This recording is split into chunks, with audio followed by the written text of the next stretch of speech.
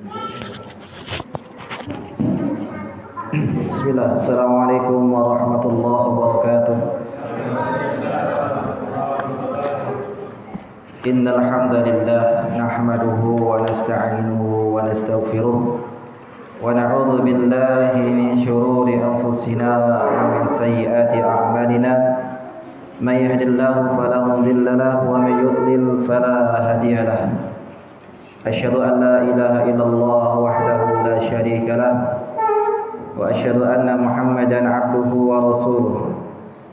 Ya ayyuhalladzina amanu taqullaha haqqa tuqatih wa la tamutunna illa wa antum muslimun. Ya ayyuhan nasu taqu rabbakumul ladzi khalaqakum min nafsin wahidah wa khalaqa minha zawjaha wa bassa minhuma rijalan katsiran wa nisaa'a wattaqullaha alladzi tasaaluna bihi wal arham innallaha kana 'alaikum raqiba. Ya ayyuhalladzina amanu taqullaha wa qulu qawlan sadida yuslih lakum a'malakum wa yaghfir lakum dhunubakum wa may yuti'illaha wa rasulahu faqad faza fawzan 'azima. Fa inna asdaqal haditsi kitabullah wa khairal hadyi hadyi Muhammadin sallallahu alaihi wasallam wa syarrul umuri muhdatsatuha fa inna kulla muhdatsatin bid'ah wa kulla bid'atin dhalalah wa kulla dhalalatin finnar. Ikhwani wa akhwati rahimani wa rahimakumullah.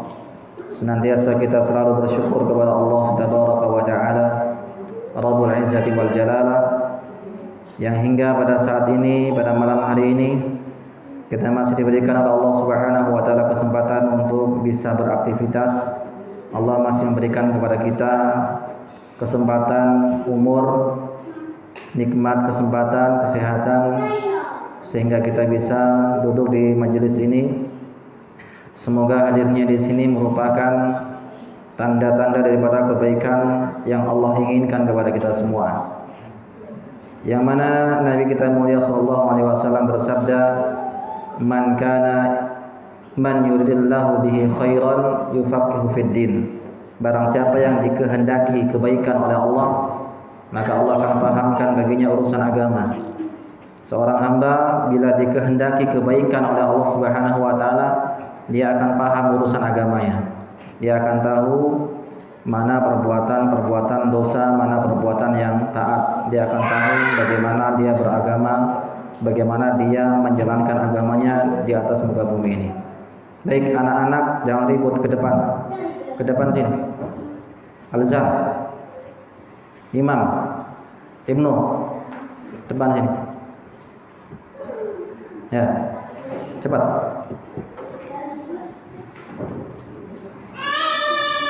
Depan. Baik ikhwani wa akhwati fillah rahimani wa rahimakumullah. Pada malam hari ini insyaallah kita akan membahas pembahasan dari kitab Al-Kabair, Jam'u Kabirah. Ya, Al-Kabair itu dosa-dosa besar. Pada pertemuan yang lalu telah kita bahas dosa besar yang pertama, yaitu syirku billah, menyekutukan Allah Subhanahu wa taala. Kemudian Al-Imam Az-Zahabi rahimahullahu taala menuliskan dalam kitabnya bab yang kedua, Al-Kabiratus Tsaniyah, dosa besar yang kedua, qatlun nafsi, membunuh jiwa. Ya. Jadi membunuh jiwa ini oleh Al-Imam Az-Zahabi dijadikan sebagai bab yang kedua, seolah-olah beliau berpendapat bahwasanya dosa besar setelah kesyirikan yaitu membunuh jiwa atau membunuh orang. Baik, ikhwani wa akhwati fillah rahimani wa rahimakumullah, kita hidup di zaman yang penuh dengan fitnah, akhir zaman. Sebagaimana pepatah mengatakan, tarkhusud dima' indal fitan.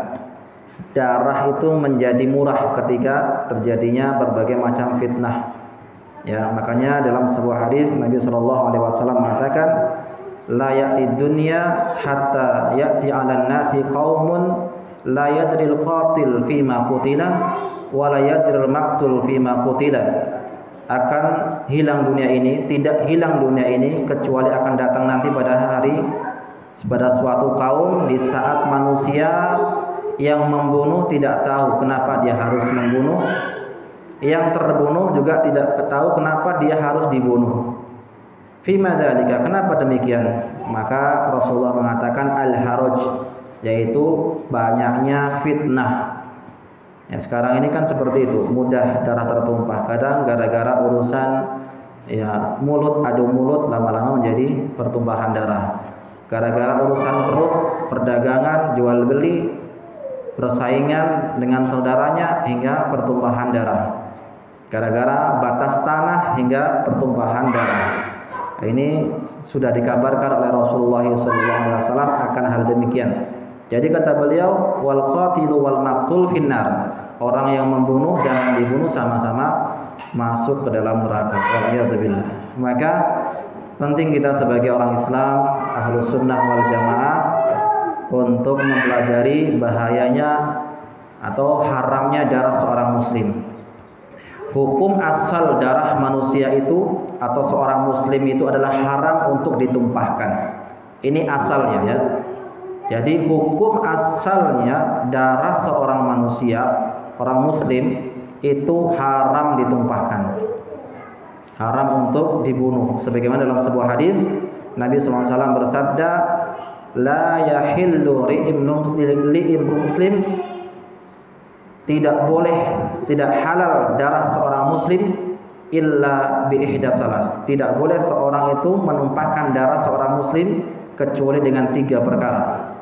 Ya, as-sayyibu zani, orang tua yang berzina, wa nafsu bin nafsi, orang yang membunuh, maka balasannya harus dibunuh. Itu bukan kita yang membunuh, tapi negara yang mendirikan hukum qisas.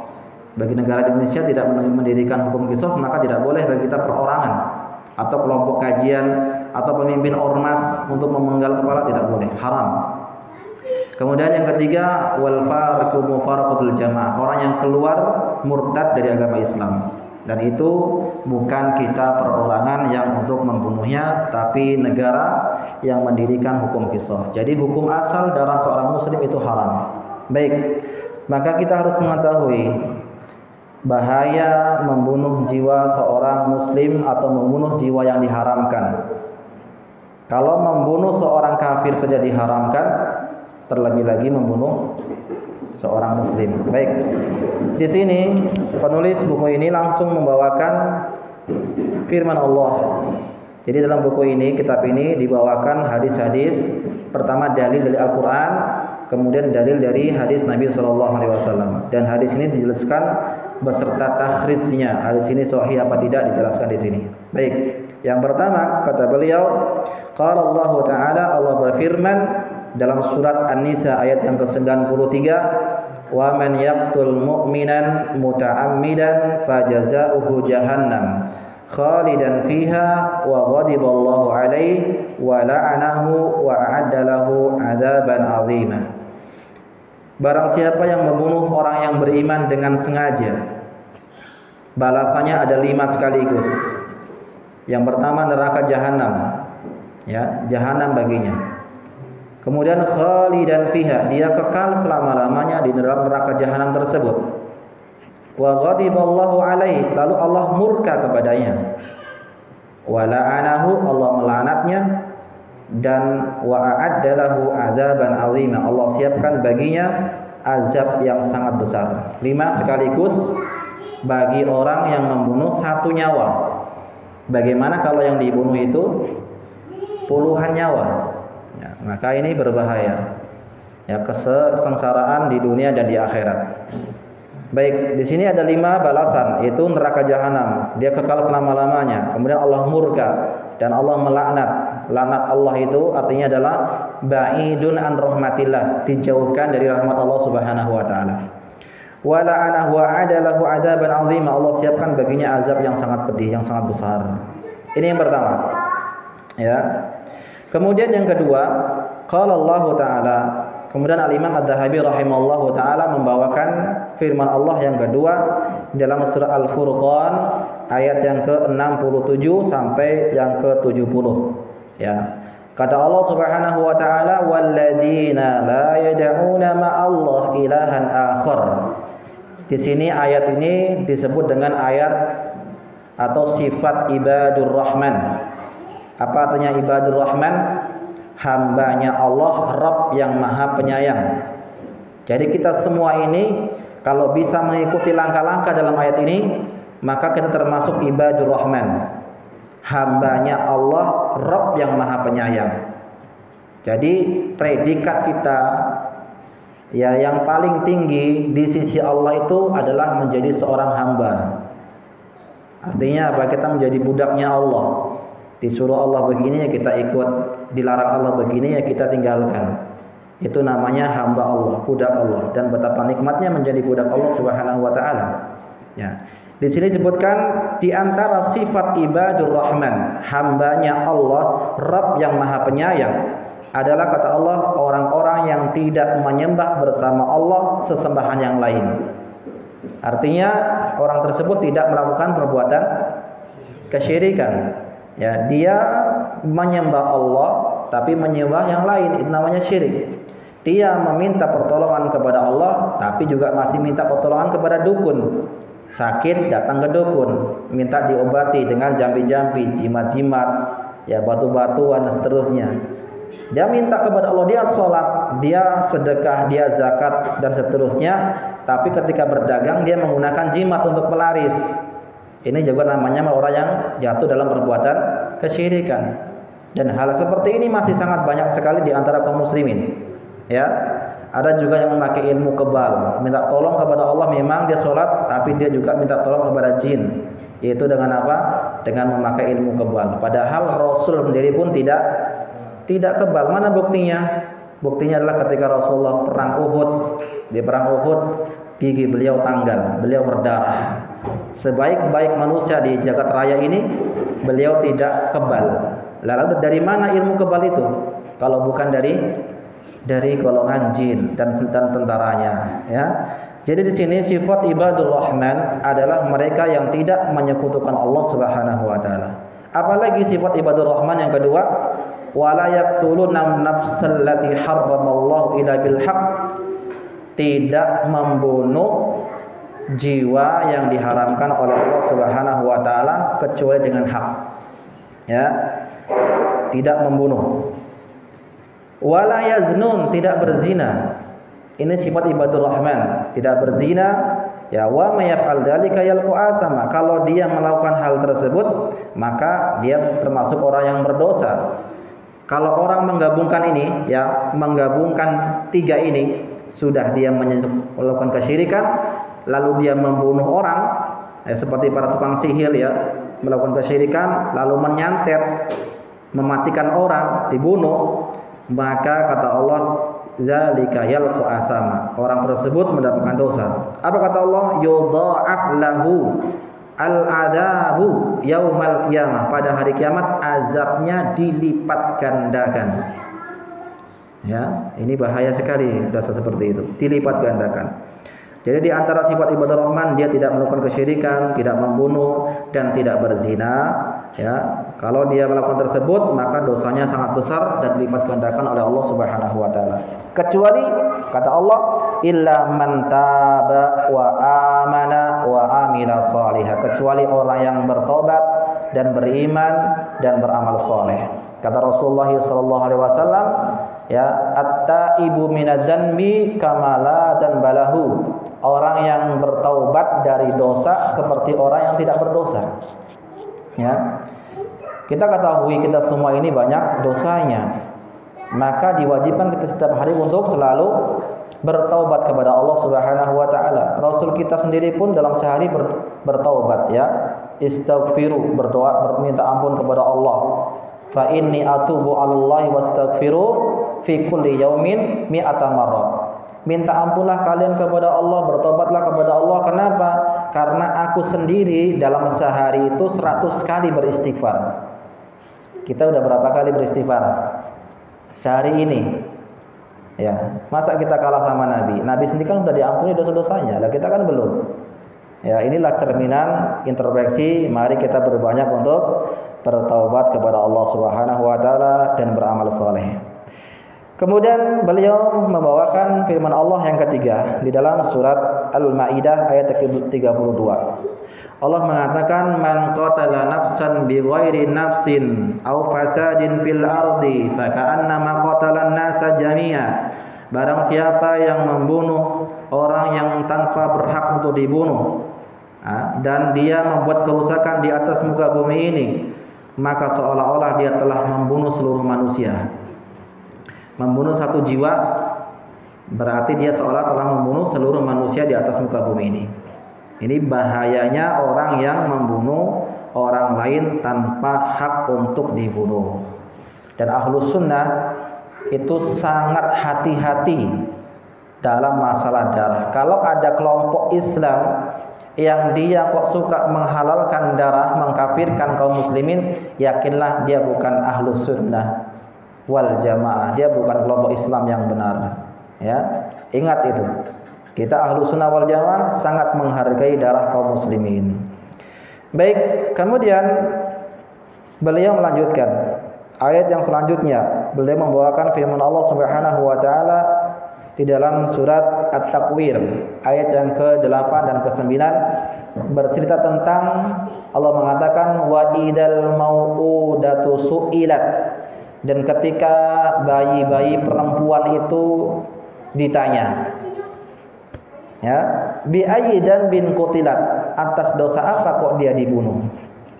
Ini menceritakan kejadian-kejadian yang terjadi di masa jahiliyah, yang mana sifat di antara orang-orang jahiliyah itu kalau mendapatkan anak perempuan mereka marah, tidak senang, bahkan mereka merasa ini aib, sehingga apa?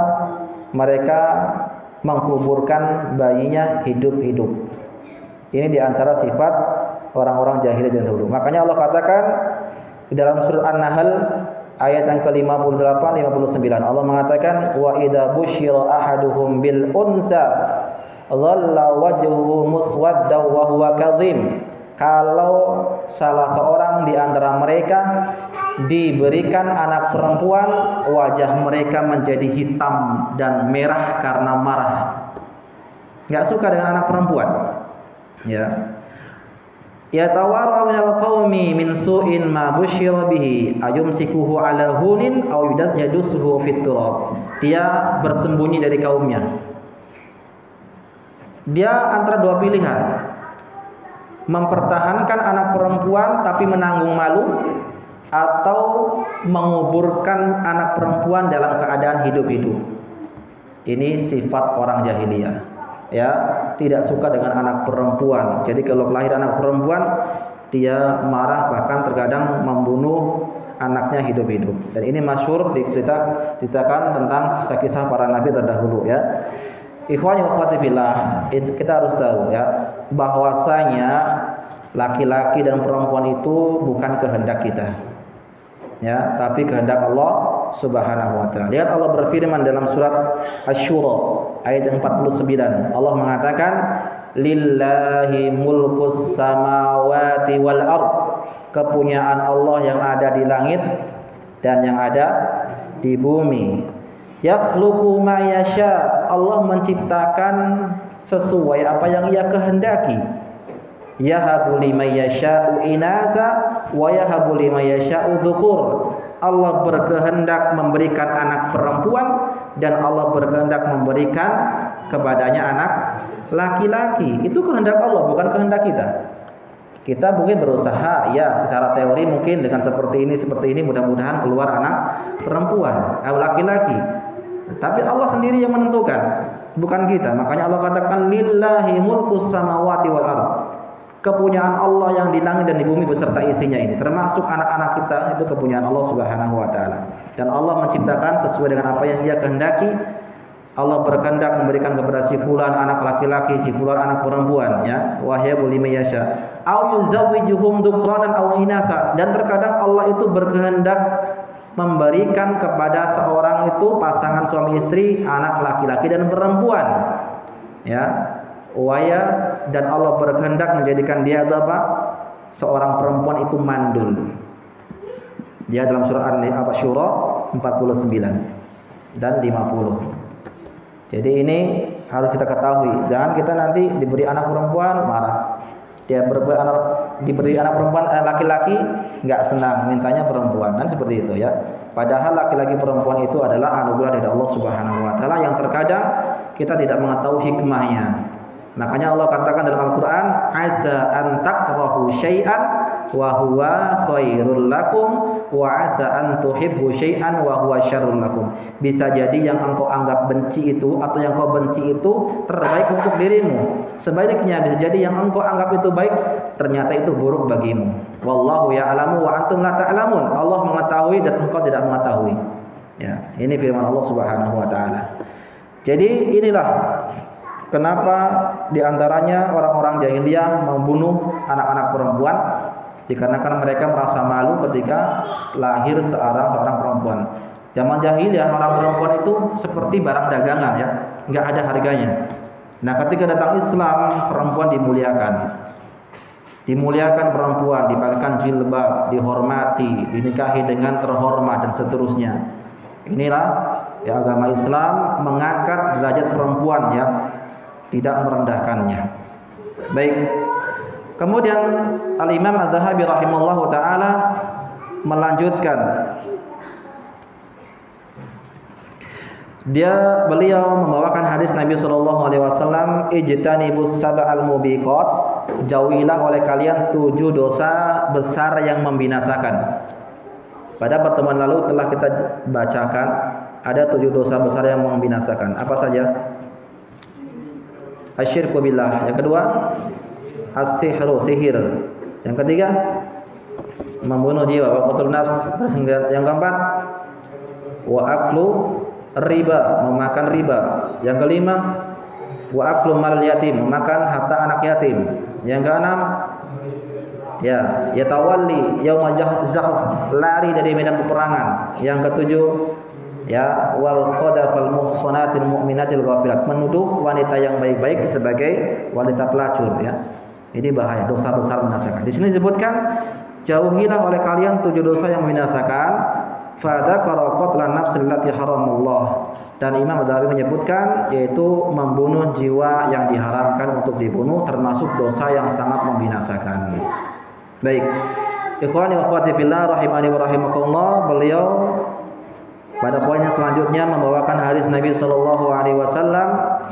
Hadis ini dikeluarkan oleh Imam Bukhari di dalam kitab tafsir, diriwayatkan oleh Imam Muslim dalam kitab Al-Iman dari Abdullah bin Mas'ud radhiyallahu taala anhu. Kata Rasulullah, su'ila, Rasul pernah ditanya. Apa katanya? Pertanyaannya adalah ayyu dzanbi a'dzam? Dosa apa yang paling besar? Ya. Dosa apa yang paling besar? Maka Rasulullah mengatakan, anta ja'ala lillahi niddan wa huwa khalaqaka. Engkau menjadikan Allah sebagai tandingan padahal Allah yang menciptakanmu. Ya ini suaranya ya, mohon dikondisikan.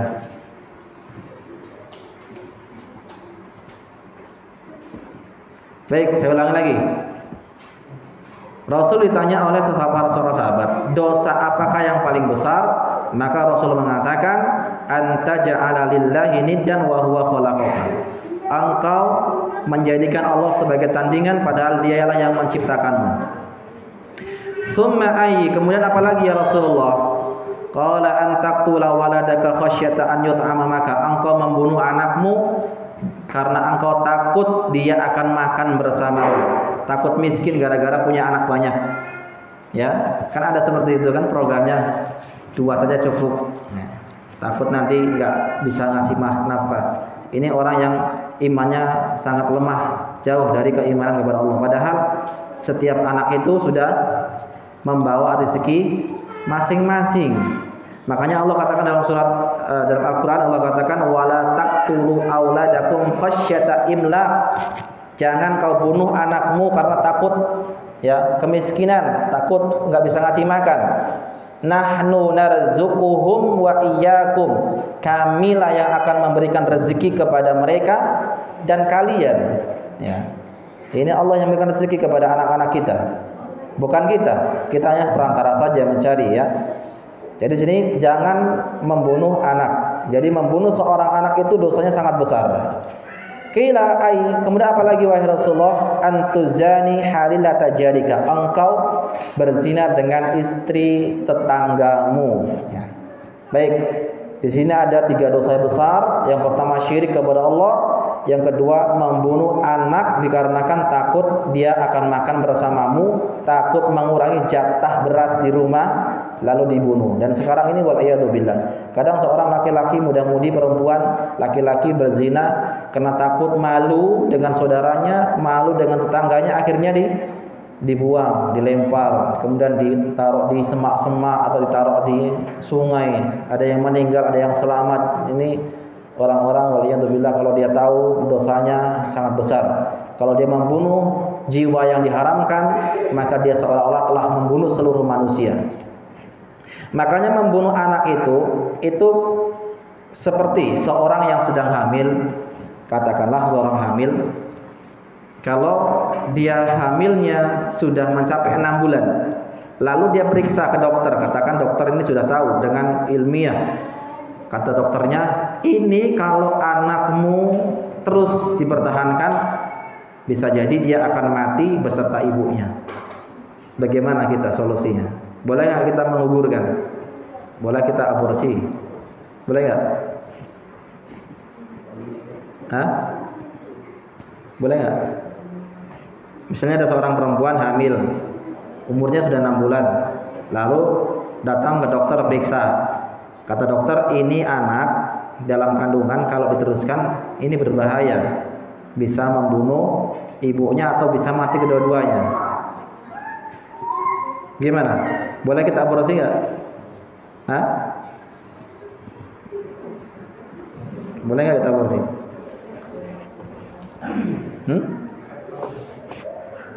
Nggak tahu. Jawabannya tidak boleh. Ya, tidak boleh kita aborsi. Karena apa? Ketika kita setuju membunuhnya, berarti kita telah menghilangkan 1 nyawa. Menghilangkan 1 nyawa itu pasti dia mati karena kita membunuh, mengaborsikannya. Ya, ketika kita mengambil bolehnya untuk mengaborsi, berarti kita telah membunuh 1 nyawa. Itu pasti, 1 nyawa dibunuh pasti.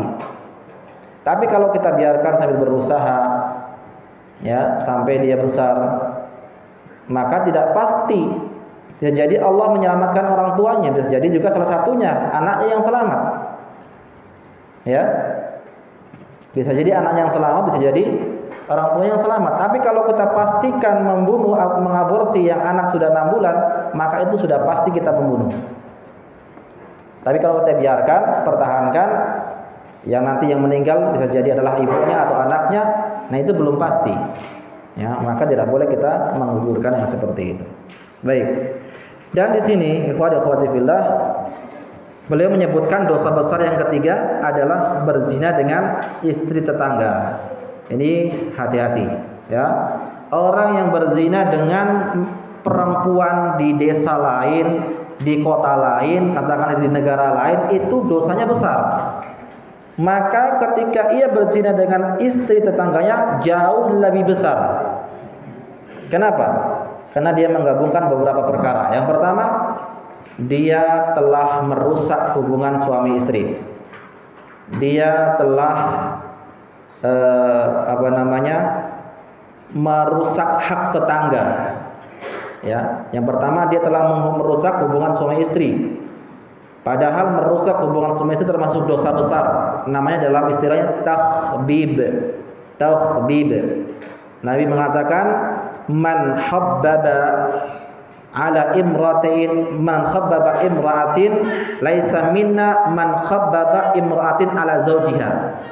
Bukan termasuk golongan kami orang yang takhbib, menjadikan istri tetangga itu membenci suaminya dengan berbagai macam cara wasilah, baik dengan cara mengompori, menghasut, atau dengan kata-kata gombal yang semu. Mungkin karena suaminya itu jarang di rumah, kerja capek, kurang perhatian sama istrinya, sehingga datang orang yang ketiga memberikan pujian, perhatian khusus. Ini termasuk takhbib namanya, merusak rumah tangga orang lain dan dosanya sangat besar. Ya, mengganggu rumah tangga orang lain tuh dosanya sangat besar. Ya, semua syarat-syarat seperti itu adalah haram. Ya, jadi berzina dengan istri tetangga itu dosanya lebih besar karena dia menggabungkan beberapa perkara. Yang pertama, dia merusak hubungan suami istri, ya, takhwib namanya. Yang kedua, itu karena dia merusak hak tetangga. Padahal Nabi mengatakan apa? Man kana yu'minu billahi wal yawmil akhir falyukrim jarahu. Barang siapa yang beriman kepada Allah dan hari kiamat, hendaknya dia memuliakan tetangganya. Berarti kalau dia berzina dengan istri tetangganya, dia tidak memuliakan hak tetangga. Yang ketiga, orang yang berzina dengan istri tetangga dosanya lebih besar karena dia itu mensukseskan programnya iblis. Apa program iblis? Menceraikan suami istri, keluarga, ya, kaum muslimin. Dalam sebuah hadis dari Imam Muslim, Nabi SAW bersabda, Inna iblisa yada'u arsyahu 'alal ma. Sesungguhnya iblis itu meletakkan kerajaannya di atas laut, di atas air. Kemudian Nabi mengatakan summa yab'atsu sarayahu.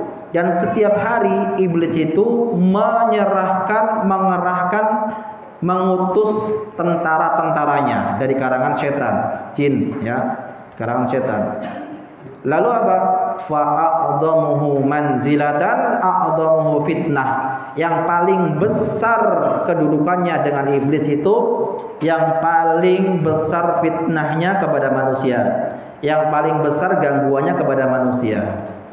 Kemudian apa? Datang, setelah dia diutus, datang melapor kepada iblis, setelah mengatakan fa'atu kada wa kada. Aku telah menjadikan fulan bermaksiat. Aku telah menjadikan fulan melakukan ini dan itu. Kata iblis, ma sonakta syai'an, engkau belum apa-apa. Hingga datang tentara yang terakhir. Kata tentara tersebut mengatakan, ma taraktuhu baitan illa farraqtu bainahu wa baina imraatihi. Aku tidak tinggalkan sebuah rumah kecuali telah kuceraikan, telah kupisahkan antara suami dan istri. Apa kata iblis? Ni'ma anta, engkau sebaik-baik prajurit. Ya. Jadi antum harus paham, kalau antum bertengkar dengan istri, ingat selalu hadis ini, bahwasanya tugas iblis itu salah satunya adalah menceraikan hubungan suami istri. Kalau antum sempat cerai, senang iblisnya, hancur rumah tangganya, broken home, anak-anaknya pun juga demikian, berantakan.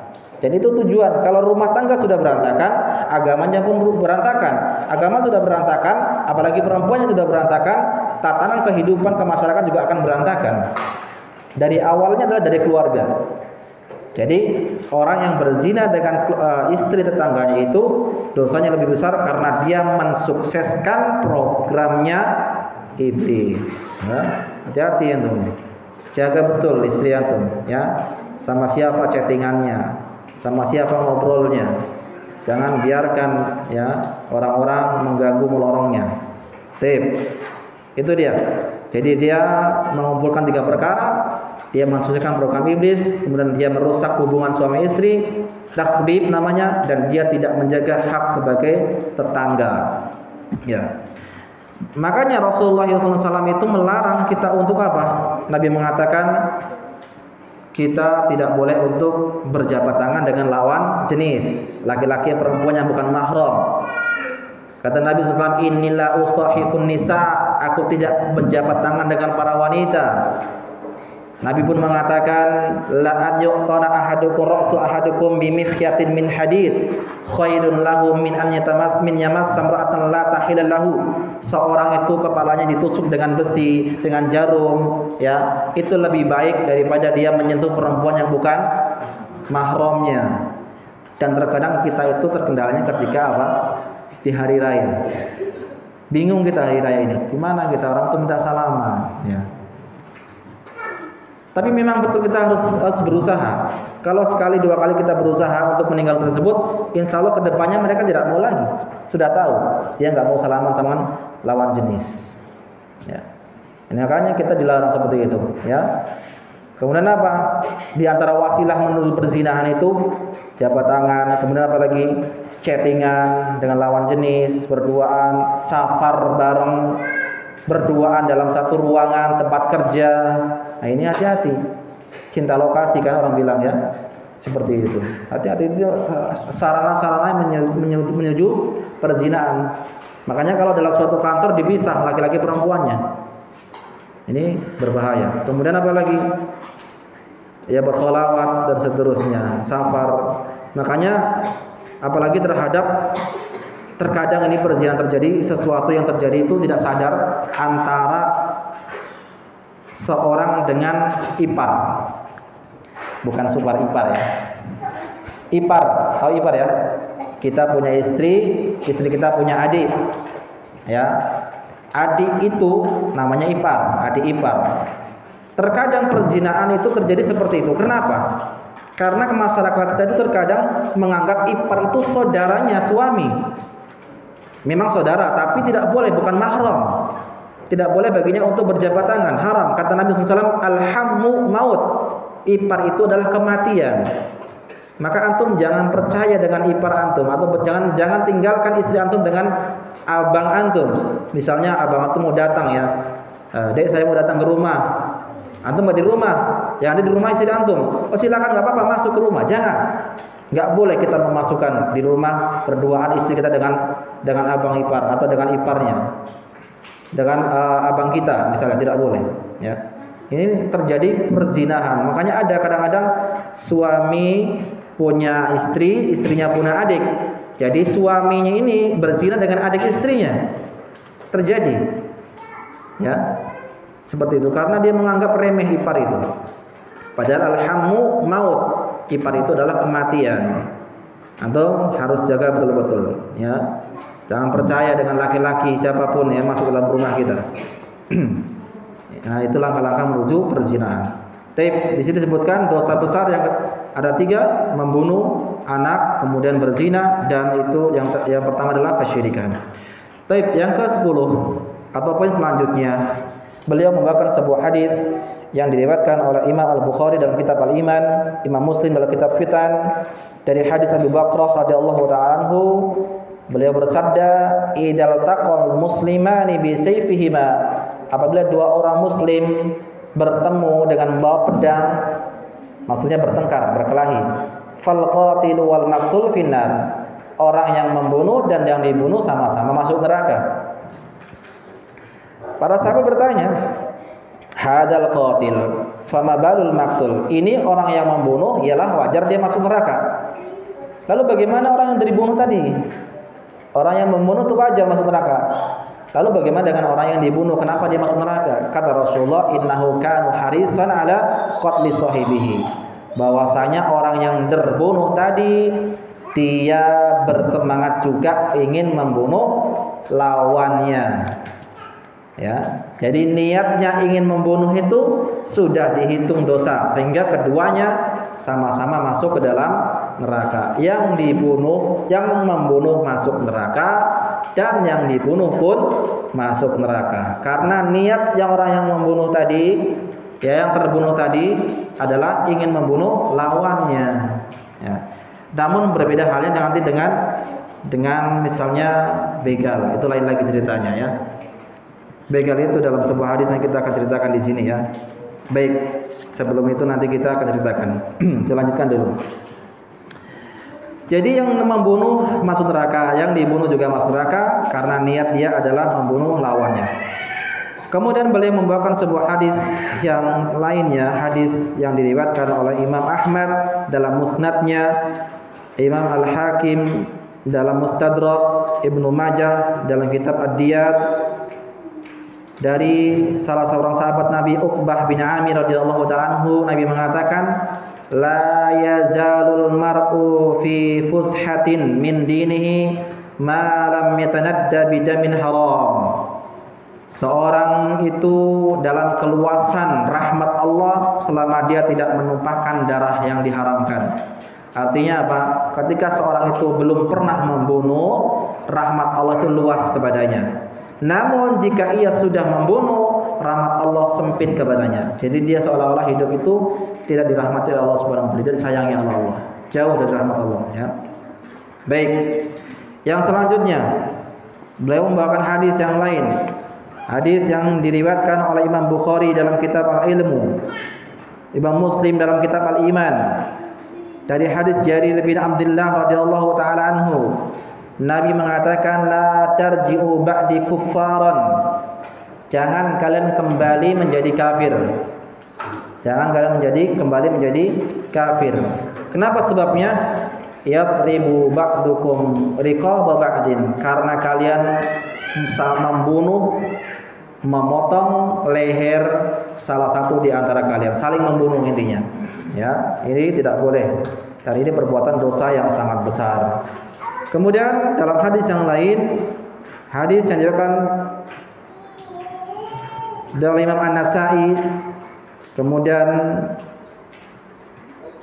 sanad ini adalah hadisnya Hasan, Imam Tirmizi dari hadis Bara bin Azib, dan seterusnya dari para ulama lain ahli hadis mengatakan wa qala Bashir bin Muhajir an Abu Buraidah an abihi an Nabi sallallahu alaihi wasallam qala al qatli mu'min a'dhamu 'indallahi min zawalid dunya la qatli mu'min a'dhamu 'indallahi min zawalid dunya. Terbunuhnya seorang mukmin itu lebih besar di sisi Allah daripada hilangnya dunia. Dunia itu kan dalamnya ada Mekah ya, ada Mekah, ada Madinah, ada Ka'bah.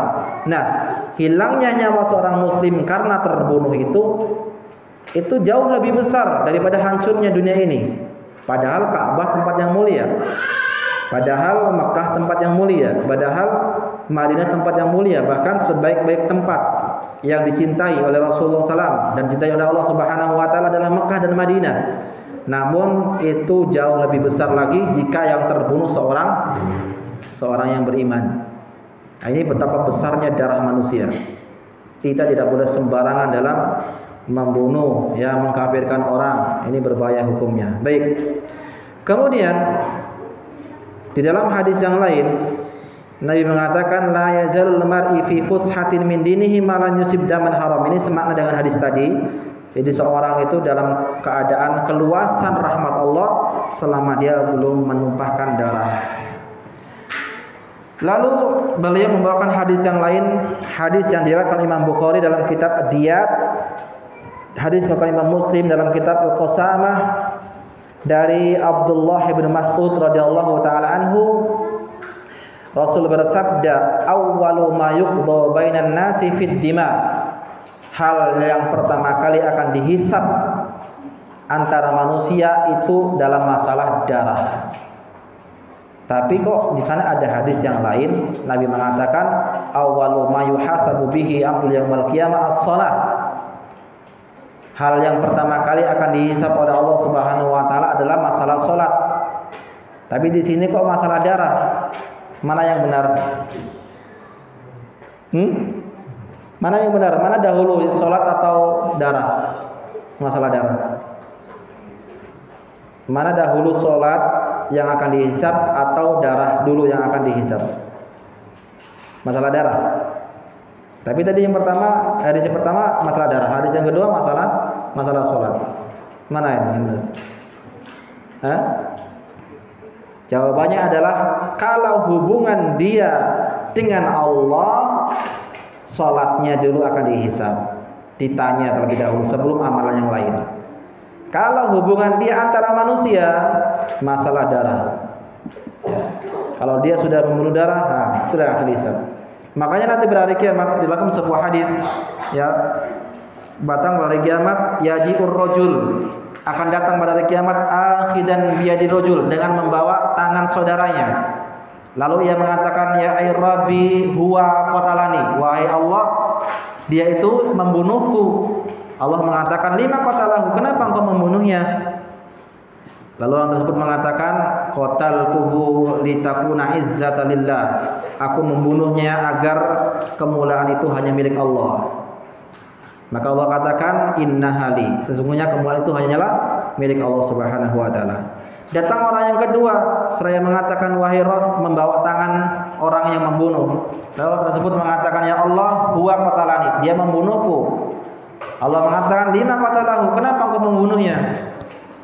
Qataltuhu litakunal izzah li fulan, aku membunuhnya agar kemuliaan itu untuk si fulan. Lalu Allah mengatakan, innaha laysat li fulan, kemuliaan itu bukan untuk si fulan. Fayabu dambu ismu, maka dosanya orang yang dibunuh tersebut diberikan kepada orang yang membunuh. Ini namanya orang yang bangkrut pada hari kiamat. Hidupnya di dunia membawa pahala sholat, pahala zakat, pahala puasa, pahala sedekah, namun di hidupnya dia pernah membunuh orang, atau pernah menggibahi orang, pernah menzolimi orang, pernah mencuri hartanya orang. Besok pada hari kiamat yang dicuri, yang digibahi, yang dibunuh datang ngadu kepada Allah. Datang seorang mengatakan, ya Allah, dia mencuri hartaku. Ya, maka dosanya, pahalanya orang yang dicuri tadi, pahalanya orang yang mencuri diberikan kepada yang dicuri. Datang lagi orang yang digibahi, dia menggibahi, ngadu sama Allah, maka pahalanya orang yang digibahi ya diberikan kepada orang yang orang yang menggibahi tadi, orang yang digibahi diberikan kepada orang yang menggibahi. Kebalik ya, kebalik. Orang yang digibahi, ya digibahi itu pahalanya, pahala orang yang menggibahi diberikan kepada orang yang menggibahinya. Seperti terus sampai terakhir, sampai semuanya menuntut, semua manusia menuntut hingga sudah habis pahala yang diberikan, nggak ada lagi yang diberikan pahalanya. Dosanya orang yang digibahi, dosanya orang yang dibunuh, dosanya orang yang dicuri hartanya, dosanya orang yang dizolimi diberikan kepada yang menzolimi. Itulah orang yang bangkrut, waliyadzubillah. Ya, inilah masalah darah, itu masalah yang sangat besar, bukan masalah sepele.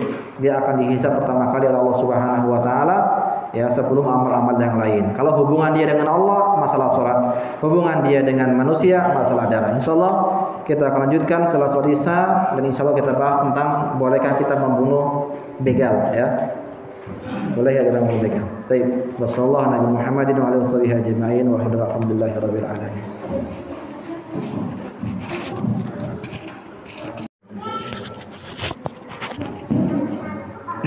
Bismillah. Assalamualaikum warahmatullahi wabarakatuh.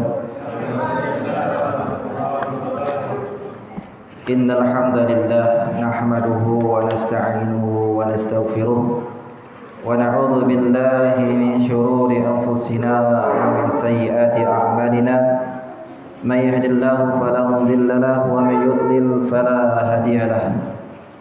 Asyhadu an la ilaha illallah wahdahu la syarika lahu wa asyhadu anna Muhammadan 'abduhu wa rasuluh. Ya ayyuhalladzina amanu taqullaha haqqa tuqatih wa la tamutunna illa wa antum muslimun. Ya ayyuhan nasu taqu rabbakumul ladzi khalaqakum min nafsin wahidah wa khalaqa minha zawjaha wa bassa minhuma rijalan katsiran wa nisaa'a wattaqullaha alladzi tasaaluna bihi wal arham innallaha kana 'alaikum raqiba.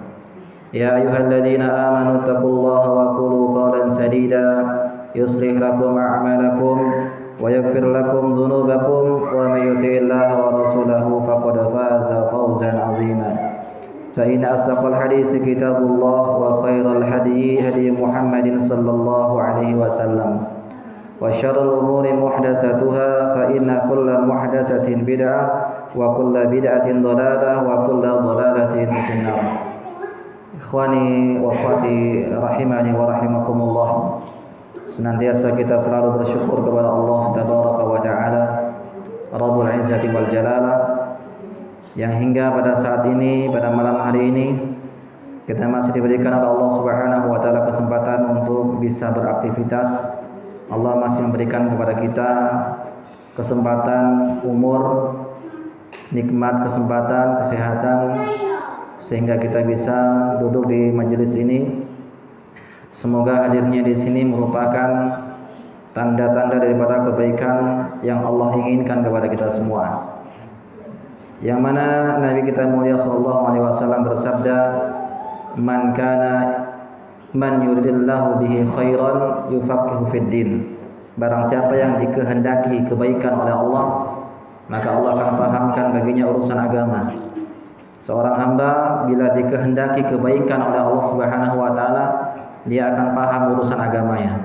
Dia akan tahu mana perbuatan dosa, mana perbuatan yang taat. Dia akan tahu bagaimana dia beragama, bagaimana dia menjalankan agamanya di atas muka bumi ini. Baik anak-anak, jangan ribut ke depan. Ke depan sini. Alzan, Imam, Ibnu, depan sini. Ya, cepat.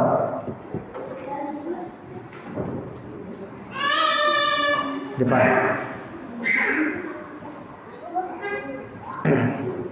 Baik ikhwani wa akhwati fillah rahimani wa rahimakumullah. Pada malam hari ini insyaallah kita akan membahas pembahasan dari kitab Al-Kabair, Jam'ul Kabirah, ya. Al-Kabair itu dosa-dosa besar. Pada pertemuan yang lalu telah kita bahas dosa besar yang pertama, yaitu syirku billah, menyekutukan Allah Subhanahu wa taala. Kemudian Al-Imam Az-Zahabi rahimahullahu taala menuliskan dalam kitabnya bab yang kedua, Al-Kabiratus Tsaniyah, dosa besar yang kedua, qatlun nafsi, membunuh jiwa. Ya. Jadi membunuh jiwa ini oleh Al-Imam Az-Zahabi dijadikan sebagai bab yang kedua, seolah-olah beliau berpendapat bahwasanya dosa besar setelah kesyirikan yaitu membunuh jiwa atau membunuh orang. Baik, ikhwani wa akhwati fillah rahimani wa rahimakumullah, kita hidup di zaman yang penuh dengan fitnah, akhir zaman. Sebagaimana pepatah mengatakan, tarkhusud dima' indal fitan. Darah itu menjadi murah ketika terjadinya berbagai macam fitnah. Ya, makanya dalam sebuah hadis Nabi sallallahu alaihi wasallam mengatakan, la ya'ti dunya hatta ya'ti 'alan nasi qaumun la yadril qatil fima qutila wa la yadril maqtul fima qutila. Akan hilang dunia ini, tidak hilang dunia ini kecuali akan datang nanti pada suatu kaum di saat manusia yang membunuh tidak tahu kenapa dia harus membunuh, yang terbunuh juga tidak tahu kenapa dia harus dibunuh. Fima dzalika, kenapa demikian? Maka Rasulullah mengatakan al-haraj, yaitu banyaknya fitnah. Ya, sekarang ini kan seperti itu, mudah darah tertumpah. Kadang gara-gara urusan ya mulut, adu mulut, lama-lama menjadi pertumpahan darah. Gara-gara urusan perut, perdagangan, jual beli, persaingan dengan saudaranya hingga pertumpahan darah. Gara-gara batas tanah hingga pertumpahan darah. Ini sudah dikabarkan oleh Rasulullah SAW akan hal demikian. Jadi kata beliau, wal qatilu wal maqtul finnar. Orang yang membunuh dan yang dibunuh sama-sama masuk ke dalam neraka. Waliyadzubillah. Maka penting kita sebagai orang Islam, Ahlus Sunnah wal Jamaah, untuk mempelajari bahayanya atau haramnya darah seorang muslim. Hukum asal darah manusia itu atau seorang muslim itu adalah haram untuk ditumpahkan. Ini asalnya, ya. Jadi hukum asalnya darah seorang manusia, orang muslim, itu haram ditumpahkan, haram untuk dibunuh. Sebagaimana dalam sebuah hadis Nabi SAW bersabda, la yahillu li'imru muslim, tidak boleh, tidak halal darah seorang muslim illa bi ihda salas. Tidak boleh seorang itu menumpahkan darah seorang muslim kecuali dengan 3 perkara.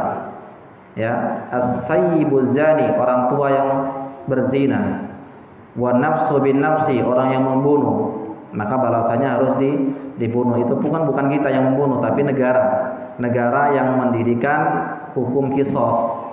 Bagi negara Indonesia tidak mendirikan hukum qisas, maka tidak boleh bagi kita perorangan atau kelompok kajian atau pemimpin ormas untuk memenggal kepala, tidak boleh, haram.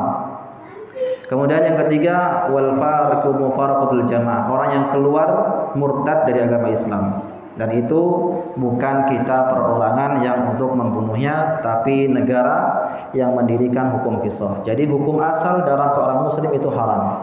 Baik, maka kita harus mengetahui bahaya membunuh jiwa seorang muslim atau membunuh jiwa yang diharamkan.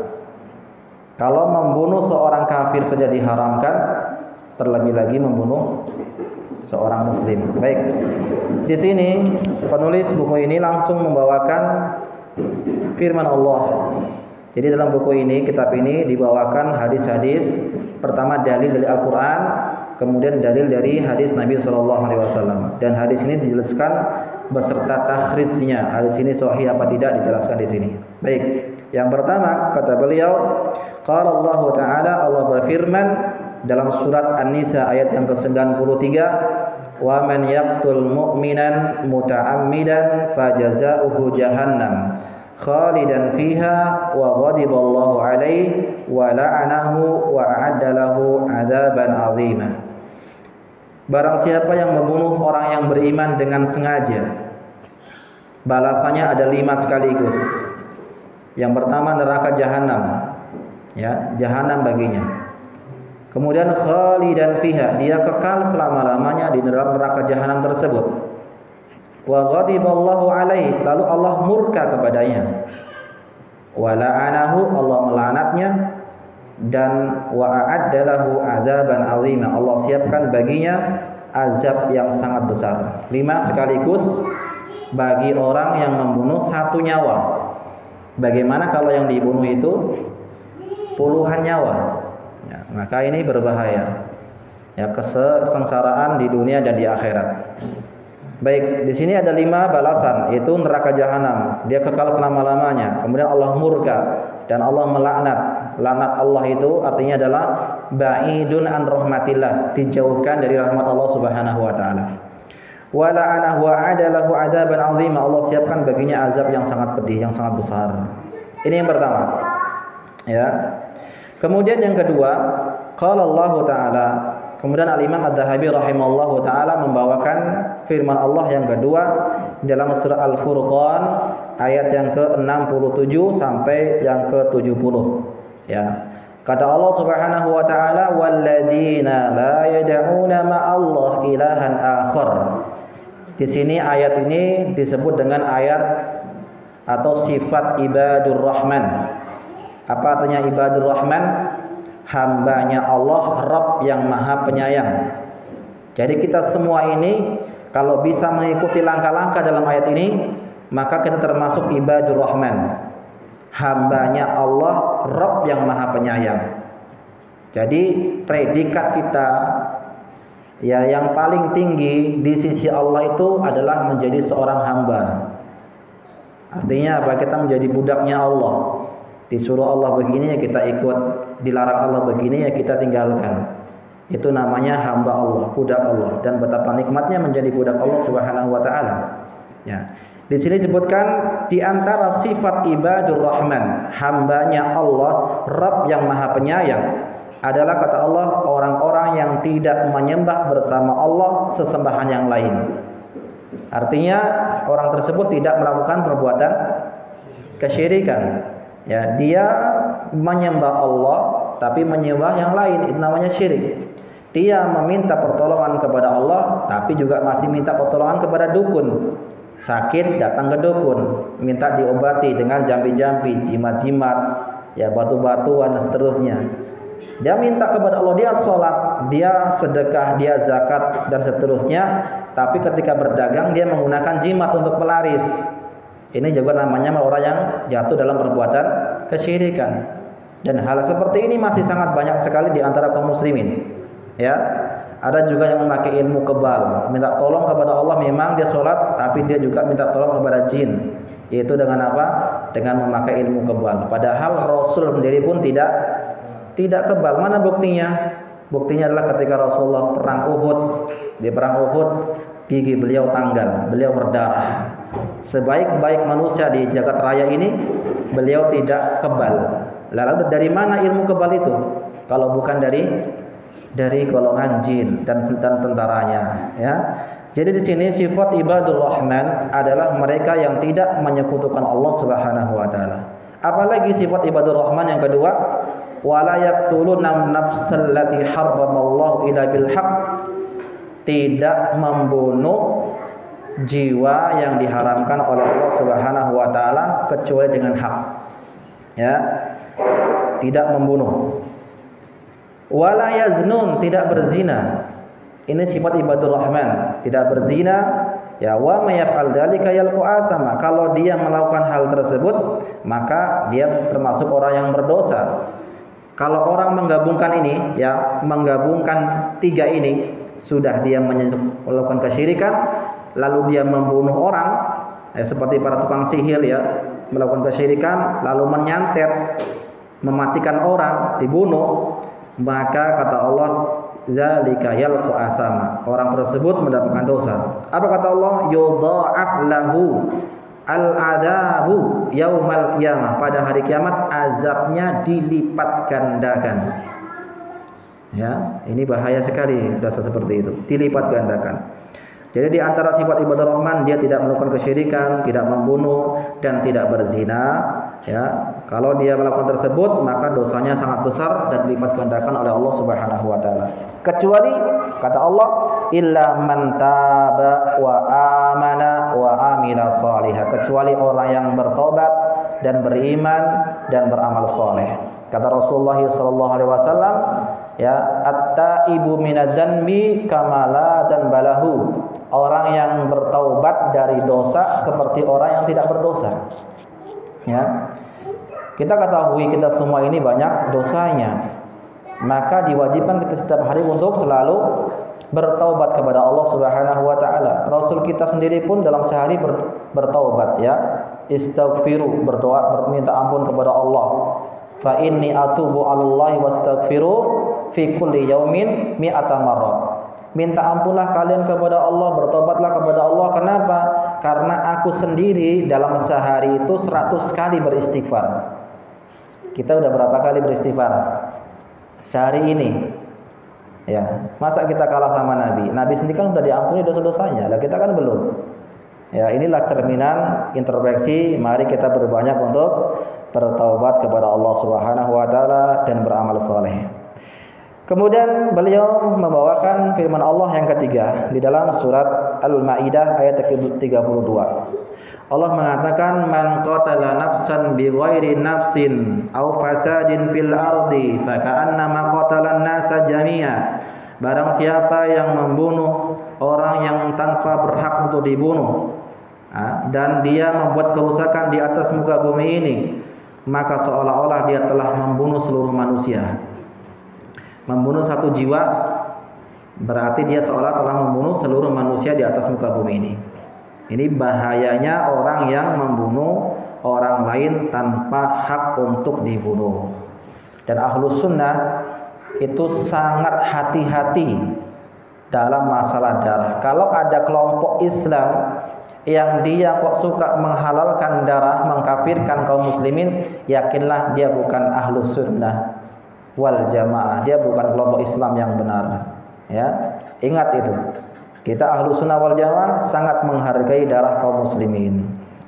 Baik, kemudian beliau melanjutkan ayat yang selanjutnya. Beliau membawakan firman Allah Subhanahu wa taala di dalam surat At-Takwir ayat yang ke-8 dan ke-9, bercerita tentang Allah mengatakan wa idal mau'udatu su'ilat, dan ketika bayi-bayi perempuan itu ditanya, ya, bi ayyidan bin qutilat, atas dosa apa kok dia dibunuh. Ini menceritakan kejadian-kejadian yang terjadi di masa jahiliyah, yang mana sifat di antara orang-orang jahiliyah itu kalau mendapatkan anak perempuan mereka marah, tidak senang, bahkan mereka merasa ini aib, sehingga apa? Mereka mengkuburkan bayinya hidup-hidup. Ini di antara sifat orang-orang jahiliyah dahulu. Makanya Allah katakan di dalam surat An-Nahl ayat yang ke-58 59, Allah mengatakan wa idza busyira ahaduhum bil unsa dhalla wajhuhu muswaddan wa huwa kadhim kalau salah seorang di antara mereka diberikan anak perempuan, wajah mereka menjadi hitam dan merah karena marah. Enggak suka dengan anak perempuan. Ya. Yatawarra minal qaumi min su'in ma busyira bihi ayumsikuhu ala hunin aw yadussuhu fit turab. Dia bersembunyi dari kaumnya. Dia antara dua pilihan. Mempertahankan anak perempuan tapi menanggung malu, atau menguburkan anak perempuan dalam keadaan hidup-hidup. Ini sifat orang jahiliyah, ya, tidak suka dengan anak perempuan. Jadi kalau lahir anak perempuan, dia marah, bahkan terkadang membunuh anaknya hidup-hidup. Dan ini masyhur diceritakan tentang kisah-kisah para nabi terdahulu, ya. Ikhwani wa akhwati fillah, kita harus tahu, ya, bahwasanya laki-laki dan perempuan itu bukan kehendak kita, ya, tapi kehendak Allah Subhanahu wa taala. Lihat Allah berfirman dalam surat Asy-Syura ayat 49. Allah mengatakan, "Lillahi mulkus samawati wal ard." Kepunyaan Allah yang ada di langit dan yang ada di bumi. Yakhluqu ma yasha. Allah menciptakan sesuai apa yang Ia kehendaki. Yahabu liman yasha'u inasa wa yahabu liman yasha'u dzukur. Allah berkehendak memberikan anak perempuan dan Allah berkehendak memberikan kepadanya anak laki-laki. Itu kehendak Allah, bukan kehendak kita. Kita mungkin berusaha, ya, secara teori mungkin dengan seperti ini mudah-mudahan keluar anak perempuan atau laki-laki. Tapi Allah sendiri yang menentukan, bukan kita. Makanya Allah katakan lillahi mulkus samawati wal ard. Kepunyaan Allah yang di langit dan di bumi beserta isinya ini, termasuk anak-anak kita, itu kepunyaan Allah Subhanahu wa taala. Dan Allah menciptakan sesuai dengan apa yang Ia kehendaki. Allah berkehendak memberikan kepada si fulan anak laki-laki, si fulan anak perempuan, ya. Wahyabu liman yasha. Au yuzawwijuhum dhukranan aw inasa. Dan terkadang Allah itu berkehendak memberikan kepada seorang itu pasangan suami istri anak laki-laki dan perempuan, ya. Waya, dan Allah berkehendak menjadikan dia itu apa? Seorang perempuan itu mandul. Dia dalam surah Asy-Syura 49 dan 50. Jadi ini harus kita ketahui. Jangan kita nanti diberi anak perempuan marah. Dia diberi anak perempuan laki-laki enggak senang, mintanya perempuan, dan seperti itu, ya. Padahal laki-laki perempuan itu adalah anugerah dari Allah Subhanahu wa taala yang terkadang kita tidak mengetahui hikmahnya. Makanya Allah katakan dalam Al-Quran, asa an takrahu syai'an wa huwa khairul lakum wa asa an tuhibbu syai'an wa huwa syarrul lakum. Bisa jadi yang engkau anggap benci itu atau yang kau benci itu terbaik untuk dirimu. Sebaliknya bisa jadi yang engkau anggap itu baik ternyata itu buruk bagimu. Wallahu ya'lamu wa antum la ta'lamun. Allah mengetahui dan engkau tidak mengetahui. Ya, ini firman Allah Subhanahu wa taala. Jadi inilah kenapa diantaranya orang-orang jahiliyah membunuh anak-anak perempuan, dikarenakan mereka merasa malu ketika lahir seorang perempuan. Zaman jahiliyah orang perempuan itu seperti barang dagangan, ya, nggak ada harganya. Nah, ketika datang Islam, perempuan dimuliakan perempuan, dipakaikan jilbab, dihormati, dinikahi dengan terhormat dan seterusnya. Inilah, ya, agama Islam mengangkat derajat perempuan, ya, tidak merendahkannya. Baik. Kemudian Al-Imam Az-Zahabi rahimahullahu taala melanjutkan. Beliau membawakan hadis Nabi sallallahu alaihi wasallam, ijtanibus sab'al mubiqat, jauhilah oleh kalian 7 dosa besar yang membinasakan. Pada pertemuan lalu telah kita bacakan ada 7 dosa besar yang membinasakan. Apa saja? Asyirku billah. Yang kedua, as-sihru, sihir. Yang ketiga, membunuh jiwa, wa qatlun nafs. Yang keempat, wa aklu riba, memakan riba. Yang kelima, wa aklu mal yatim, memakan harta anak yatim. Yang keenam, ya, yatawalli yauma zahf, lari dari medan peperangan. Yang ketujuh, ya, wal qadafal muhsanatil mu'minatil ghafilat, menuduh wanita yang baik-baik sebagai wanita pelacur, ya. Ini bahaya, dosa besar membinasakan. Di sini disebutkan jauhilah oleh kalian 7 dosa yang membinasakan. Fadzakara qatlan nafsil lati haramallah. Dan Imam Ghazali menyebutkan yaitu membunuh jiwa yang diharamkan untuk dibunuh termasuk dosa yang sangat membinasakan. Baik. Ikhwani wa akhwati fillah rahimani wa rahimakumullah, beliau pada poin yang selanjutnya membawakan hadis Nabi sallallahu alaihi wasallam.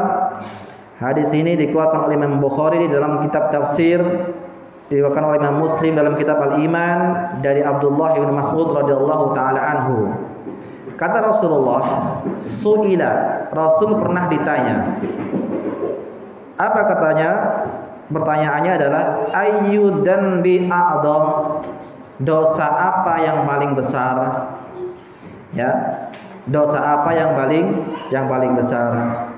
Maka Rasulullah mengatakan anta ja'ala lillahi niddan wa huwa khalaqaka.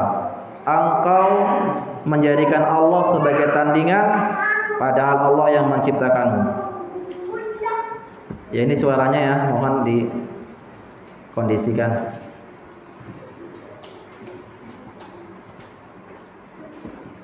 Baik, saya ulangi lagi. Rasul ditanya oleh seorang sahabat, dosa apakah yang paling besar?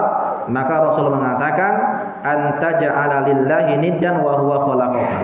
Engkau menjadikan Allah sebagai tandingan padahal Dialah yang menciptakanmu. Summa ayyi, kemudian apa lagi ya Rasulullah? Qala an taqtula waladaka khasyata an yut'ama maka. Engkau membunuh anakmu karena engkau takut dia akan makan bersamamu. Takut miskin gara-gara punya anak banyak. Ya, kan ada seperti itu kan programnya, 2 saja cukup. Nah, takut nanti nggak bisa ngasih nafkah. Ini orang yang imannya sangat lemah, jauh dari keimanan kepada Allah. Padahal setiap anak itu sudah membawa rezeki masing-masing. Makanya Allah katakan dalam surat dalam Al-Qur'an, Allah katakan wala taqtulu auladakum khasyata imlaq. Jangan kau bunuh anakmu karena takut ya kemiskinan, takut nggak bisa ngasih makan. Nahnu narzuquhum wa iyyakum. Kamilah yang akan memberikan rezeki kepada mereka dan kalian. Ya. Ini Allah yang memberikan rezeki kepada anak-anak kita. Bukan kita. Kita hanya perantara saja mencari ya.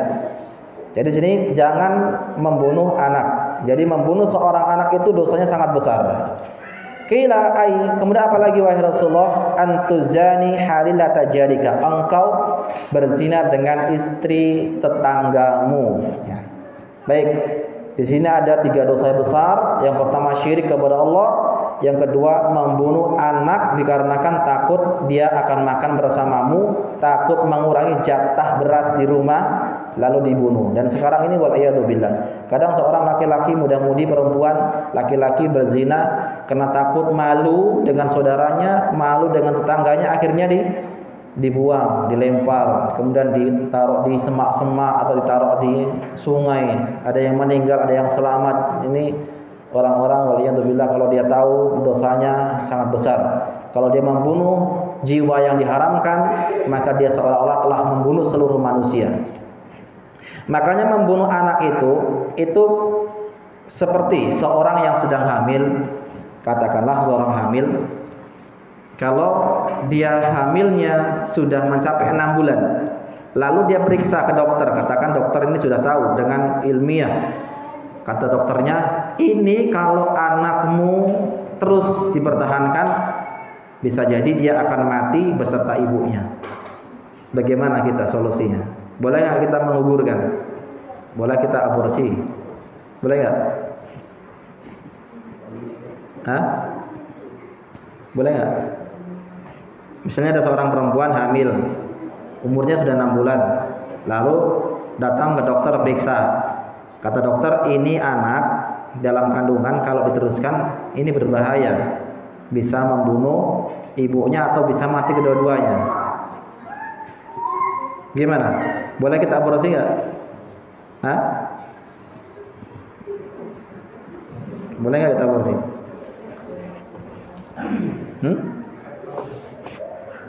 Nggak tahu. Jawabannya tidak boleh. Ya, tidak boleh kita aborsi. Karena apa? Ketika kita setuju membunuhnya, berarti kita telah menghilangkan satu nyawa. Menghilangkan satu nyawa itu pasti dia mati karena kita membunuh, mengaborsikannya. Ya, ketika kita mengambil bolehnya untuk mengaborsi, berarti kita telah membunuh satu nyawa. Itu pasti, satu nyawa dibunuh pasti. Tapi kalau kita biarkan sambil berusaha, ya, sampai dia besar, maka tidak pasti. Bisa jadi Allah menyelamatkan orang tuanya, bisa jadi juga salah satunya anaknya yang selamat. Ya. Bisa jadi anaknya yang selamat, bisa jadi orang tuanya yang selamat. Tapi kalau kita pastikan membunuh, mengaborsi yang anak sudah 6 bulan, maka itu sudah pasti kita membunuh. Tapi kalau kita biarkan, pertahankan, yang nanti yang meninggal bisa jadi adalah ibunya atau anaknya, nah itu belum pasti. Ya, maka tidak boleh kita menggugurkan yang seperti itu. Baik. Dan di sini, ikhwati fillah, beliau menyebutkan dosa besar yang ketiga adalah berzina dengan istri tetangga. Ini hati-hati, ya. Orang yang berzina dengan perempuan di desa lain, di kota lain, katakan di negara lain, itu dosanya besar. Maka ketika ia berzina dengan istri tetangganya jauh lebih besar. Kenapa? Karena dia menggabungkan beberapa perkara. Yang pertama, dia telah merusak hubungan suami istri. Dia telah merusak hak tetangga. Ya, yang pertama dia telah merusak hubungan suami istri. Padahal merusak hubungan suami istri termasuk dosa besar. Namanya dalam istilahnya takhbib. Nabi mengatakan man habbaba ala man khabbaba imra'atin laisa minna man khabbaba imra'atin ala zawjiha. Bukan termasuk golongan kami orang yang takhbib, menjadikan istri tetangga itu membenci suaminya dengan berbagai macam cara wasilah, baik dengan cara mengompori, menghasut, atau dengan kata-kata gombal yang semu. Mungkin karena suaminya itu jarang di rumah, kerja capek, kurang perhatian sama istrinya, sehingga datang orang yang ketiga memberikan pujian, perhatian khusus. Ini termasuk takhbib namanya, merusak rumah tangga orang lain dan dosanya sangat besar. Ya, mengganggu rumah tangga orang lain itu dosanya sangat besar. Ya, semua cara-cara seperti itu adalah haram. Ya, jadi berzina dengan istri tetangga itu dosanya lebih besar karena dia menggabungkan beberapa perkara. Yang pertama, dia merusak hubungan suami istri, ya, takhwib namanya. Yang kedua, itu karena dia merusak hak tetangga. Padahal Nabi mengatakan apa? Man kana yu'minu billahi wal yawmil akhir falyukrim jarahu. Barang siapa yang beriman kepada Allah dan hari kiamat, hendaknya dia memuliakan tetangganya. Berarti kalau dia berzina dengan istri tetangganya, dia tidak memuliakan hak tetangga. Yang ketiga, orang yang berzina dengan istri tetangga dosanya lebih besar karena dia itu mensukseskan programnya iblis. Apa program iblis? Menceraikan suami istri, keluarga, ya, kaum muslimin. Dalam sebuah hadis dari Imam Muslim, Nabi SAW bersabda, Inna iblisa yada'u arsyahu 'alal ma. Sesungguhnya iblis itu meletakkan kerajaannya di atas laut, di atas air. Kemudian Nabi mengatakan summa yab'atsu sarayahu. Dan setiap hari iblis itu mengerahkan, mengutus tentara-tentaranya dari karangan setan, jin, ya, karangan setan. Lalu apa? Fa'adhamuhu manzilatan a'dhamuhu fitnah. Yang paling besar kedudukannya dengan iblis itu, yang paling besar fitnahnya kepada manusia, yang paling besar gangguannya kepada manusia. Kemudian apa? Datang, setelah dia diutus, datang melapor kepada iblis, setelah mengatakan fa'atu kada wa kada. Aku telah menjadikan fulan bermaksiat. Aku telah menjadikan fulan melakukan ini dan itu. Kata iblis, ma sonakta syai'an, engkau belum apa-apa. hingga datang tentara yang terakhir. Kata tentara tersebut mengatakan, ma taraktu baitan illa farraqtu bainahu wa baina imraatihi. Aku tidak tinggalkan sebuah rumah kecuali telah kuceraikan, telah kupisahkan antara suami dan istri. Apa kata iblis? Ni'ma anta, engkau sebaik-baik prajurit. Ya. Jadi antum harus paham, kalau antum bertengkar dengan istri, ingat selalu hadis ini, bahwasanya tugas iblis itu salah satunya adalah menceraikan hubungan suami istri. Kalau antum sempat cerai, senang iblisnya, hancur rumah tangganya, broken home, anak-anaknya pun juga demikian, berantakan. Dan itu tujuan. Kalau rumah tangga sudah berantakan, agamanya pun berantakan. Agama sudah berantakan, apalagi perempuannya sudah berantakan, tatanan kehidupan kemasyarakatan juga akan berantakan. Dari awalnya adalah dari keluarga. Jadi orang yang berzina dengan istri tetangganya itu dosanya lebih besar karena dia mensukseskan programnya iblis. Hati-hati antum. Jaga betul istri antum, ya. Sama siapa chattingannya, sama siapa ngobrolnya. Jangan biarkan ya orang-orang mengganggu melorongnya. Itu dia. Jadi dia mengumpulkan 3 perkara. Dia mensukseskan program iblis, kemudian dia merusak hubungan suami istri, taksbib namanya, dan dia tidak menjaga hak sebagai tetangga. Ya.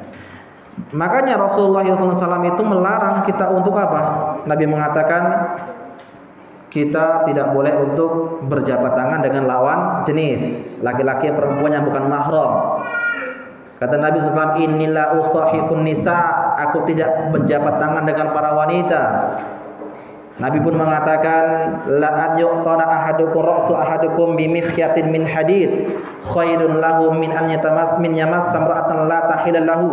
Seorang itu kepalanya ditusuk dengan besi, dengan jarum, ya, itu lebih baik daripada dia menyentuh perempuan yang bukan mahramnya. Dan terkadang kita itu terkendalanya ketika apa? Di hari raya. Bingung kita hari raya ini. Gimana kita orang tuh minta salaman, ya. Tapi memang betul kita harus berusaha. Kalau sekali 2 kali kita berusaha untuk meninggal tersebut, insya Allah kedepannya mereka tidak mau lagi. Sudah tahu dia nggak mau salaman sama lawan jenis. Ya. Ini makanya kita dilarang seperti itu. Ya. Kemudian apa? Di antara wasilah menuju perzinahan itu jabat tangan. Kemudian apa lagi? Chattingan dengan lawan jenis, berduaan, safar bareng, berduaan dalam satu ruangan tempat kerja. Nah ini hati-hati. Cinta lokasi kan orang bilang ya. Seperti itu. Hati-hati itu sarana-sarana menuju perzinahan. Makanya kalau dalam suatu kantor dipisah laki-laki perempuannya. Ini berbahaya. Kemudian apa lagi? Ya berkholawat dan seterusnya, safar. Makanya apalagi terkadang ini perzinahan terjadi, sesuatu yang terjadi itu tidak sadar antara seorang dengan ipar, bukan supar ipar ya. Ipar, tahu ipar ya? Kita punya istri kita punya adik, ya. Adik itu namanya ipar, adik ipar. Terkadang perzinahan itu terjadi seperti itu. Kenapa? Karena masyarakat kita itu terkadang menganggap ipar itu saudaranya suami. Memang saudara, tapi tidak boleh, bukan mahram. Tidak boleh baginya untuk berjabat tangan, haram. Kata Nabi SAW, alhammu maut. Ipar itu adalah kematian. Maka antum jangan percaya dengan ipar antum, atau jangan tinggalkan istri antum dengan abang antum. Misalnya abang antum mau datang ya, dek saya mau datang ke rumah. Antum nggak di rumah, yang ada di rumah istri antum. Oh silakan, nggak apa-apa, masuk ke rumah. Jangan. Nggak boleh kita memasukkan di rumah berduaan istri kita dengan abang ipar atau dengan iparnya. Dengan abang kita misalnya, tidak boleh ya. Ini terjadi perzinahan. Makanya ada kadang-kadang suami punya istri, istrinya punya adik. Jadi suaminya ini berzina dengan adik istrinya. Terjadi. Ya. Seperti itu karena dia menganggap remeh ipar itu. Padahal alhammu maut. Ipar itu adalah kematian. Atau harus jaga betul-betul ya. Jangan percaya dengan laki-laki siapapun yang masuk dalam rumah kita. Nah, itu langkah-langkah menuju perzinahan. Di sini disebutkan dosa besar yang ada 3, membunuh anak, kemudian berzina, dan itu yang pertama adalah kesyirikan. Yang ke-10 atau poin selanjutnya, beliau membawakan sebuah hadis yang diriwayatkan oleh Imam Al-Bukhari dalam kitab Al-Iman, Imam Muslim dalam kitab Fitan, dari hadis Abu Bakrah radhiyallahu ta'ala anhu. Beliau bersabda, "Idal taqal muslimani bi sayfihima." Apabila 2 orang muslim bertemu dengan membawa pedang, maksudnya bertengkar, berkelahi, fal qatilu wal maqtul finnar. Orang yang membunuh dan yang dibunuh sama-sama masuk neraka. Para sahabat bertanya, hadal qatil fama balul maqtul. Ini orang yang membunuh, ialah wajar dia masuk neraka. Lalu bagaimana orang yang dibunuh tadi? Orang yang membunuh itu wajar masuk neraka. Lalu bagaimana dengan orang yang dibunuh? Kenapa dia masuk neraka? Kata Rasulullah, innahu kanu harisan ala qatli sahibihi. Bahwasanya orang yang terbunuh tadi, dia bersemangat juga ingin membunuh lawannya. Ya, jadi niatnya ingin membunuh itu sudah dihitung dosa, sehingga keduanya sama-sama masuk ke dalam neraka. Yang membunuh masuk neraka, dan yang dibunuh pun masuk neraka. Karena niat orang yang membunuh tadi, yang terbunuh tadi adalah ingin membunuh lawannya. Ya. Namun berbeda halnya nanti dengan misalnya begal, itu lain lagi ceritanya ya. Begal itu dalam sebuah hadis yang kita akan ceritakan di sini ya. Baik, sebelum itu nanti kita akan ceritakan. Saya lanjutkan dulu. Jadi yang membunuh masuk neraka, yang dibunuh juga masuk neraka karena niat dia adalah membunuh lawannya. Kemudian beliau membawakan sebuah hadis yang lainnya, hadis yang diriwayatkan oleh Imam Ahmad dalam musnadnya, Imam Al-Hakim dalam Mustadrak, Ibnu Majah dalam kitab Ad-Diyat, dari salah seorang sahabat Nabi Uqbah bin Amir radhiyallahu ta'ala anhu. Nabi mengatakan, la yazalul mar'u fi fushatin min dinihi ma lam yatanadda bidamin haram. Seorang itu dalam keluasan rahmat Allah selama dia tidak menumpahkan darah yang diharamkan. Artinya apa? Ketika seorang itu belum pernah membunuh, rahmat Allah itu luas kepadanya. Namun jika ia sudah membunuh, rahmat Allah sempit kepadanya. Jadi dia seolah-olah hidup itu tidak dirahmati Allah Subhanahu wa taala, tidak disayangi Allah, jauh dari rahmat Allah ya. Baik. Yang selanjutnya, beliau membawakan hadis yang lain.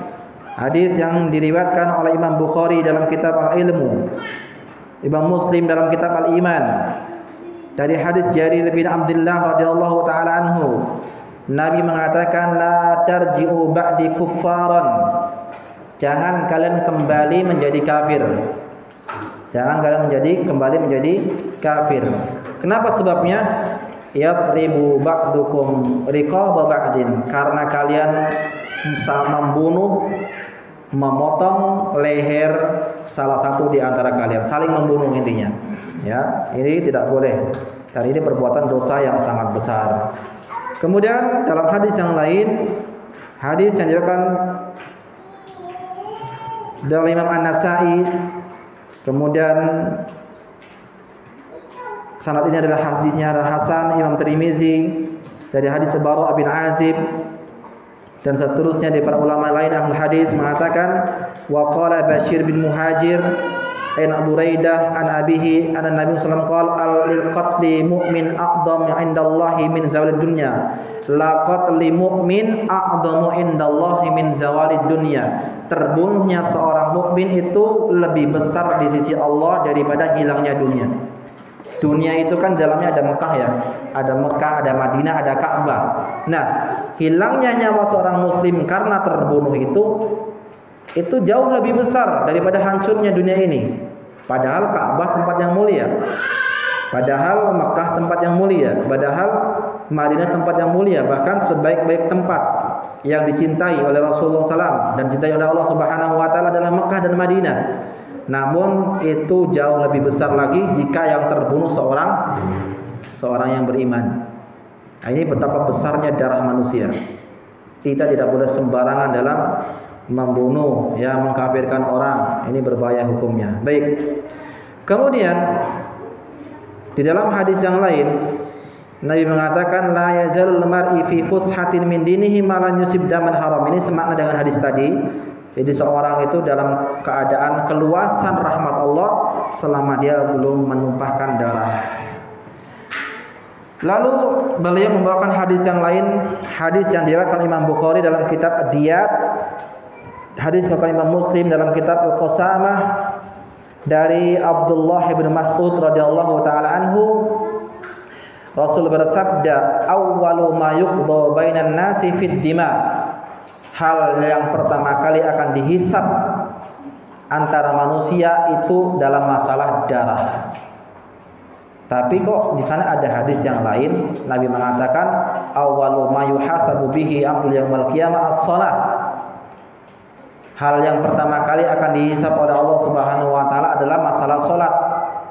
Tapi di sini kok masalah darah? Mana yang benar? Mana yang benar? Mana dahulu, sholat atau darah? Masalah darah. Mana dahulu sholat yang akan dihisab atau darah dulu yang akan dihisab? Masalah darah. Tapi tadi yang pertama, hadis yang pertama masalah darah, hadis yang kedua masalah sholat. Mana ini? Hah? Jawabannya adalah kalau hubungan dia dengan Allah, sholatnya dulu akan dihisab, ditanya terlebih dahulu sebelum amalan yang lain. Kalau hubungan dia antara manusia, masalah darah. Kalau dia sudah membunuh darah, nah, sudah akan dihisab. Makanya nanti berhari kiamat dilakukan sebuah hadis, ya, batang pada hari kiamat, yaji'ur rajul, akan datang pada hari kiamat akhidan biyadi rajul, dengan membawa tangan saudaranya. Lalu ia mengatakan, ya ay rabbi huwa qatalani, wahai Allah, dia itu membunuhku. Allah mengatakan, lima qatalahu, kenapa engkau membunuhnya? Lalu orang tersebut mengatakan, qataltuhu litakuna izzatan lillah, aku membunuhnya agar kemuliaan itu hanya milik Allah. Maka Allah katakan, innahali, sesungguhnya kemuliaan itu hanyalah milik Allah Subhanahu wa taala. Datang orang yang kedua, seraya mengatakan, wahai Rabb, membawa tangan orang yang membunuh. Lalu orang tersebut mengatakan, ya Allah, huwa qatalani, dia membunuhku. Allah mengatakan, lima qatalahu, kenapa engkau membunuhnya? Qataltuhu litakunal izzah li fulan, aku membunuhnya agar kemuliaan itu untuk si fulan. Lalu Allah mengatakan, innaha laysat li fulan, kemuliaan itu bukan untuk si fulan. Fayabu'u dambu ismu, maka dosanya orang yang dibunuh tersebut diberikan kepada orang yang membunuh. Ini namanya orang yang bangkrut pada hari kiamat. Hidupnya di dunia membawa pahala sholat, pahala zakat, pahala puasa, pahala sedekah, namun di hidupnya dia pernah membunuh orang, atau pernah menggibahi orang, pernah menzalimi orang, pernah mencuri hartanya orang. Besok pada hari kiamat yang dicuri, yang digibahi, yang dibunuh datang ngadu kepada Allah. Datang seorang mengatakan, ya Allah, dia mencuri hartaku. Ya, maka dosanya, pahalanya orang yang dicuri tadi, pahalanya orang yang mencuri diberikan kepada yang dicuri. Datang lagi orang yang digibahi, dia menggibahi, ngadu sama Allah, maka pahalanya orang yang digibahi ya diberikan kepada orang yang orang yang menggibahi tadi, orang yang digibahi diberikan kepada orang yang menggibahi. Oh, kebalik ya. Kebalik. Orang yang digibahi, ya digibahi itu pahalanya pahala orang yang menggibahi diberikan kepada orang yang menggibahinya. Seperti terus sampai terakhir, sampai semuanya menuntut, semua manusia menuntut hingga sudah habis pahala yang diberikan, enggak ada lagi yang diberikan pahalanya. Dosanya orang yang digibahi, dosanya orang yang dibunuh, dosanya orang yang dicuri hartanya, dosanya orang yang dizolimi diberikan kepada yang menzolimi. Itulah orang yang bangkrut, waliyadzubillah. Ya, inilah masalah darah, itu masalah yang sangat besar, bukan masalah sepele. Dia akan dihisab pertama kali oleh Allah Subhanahu wa taala ya sebelum amal-amal yang lain. Kalau hubungan dia dengan Allah, masalah sholat.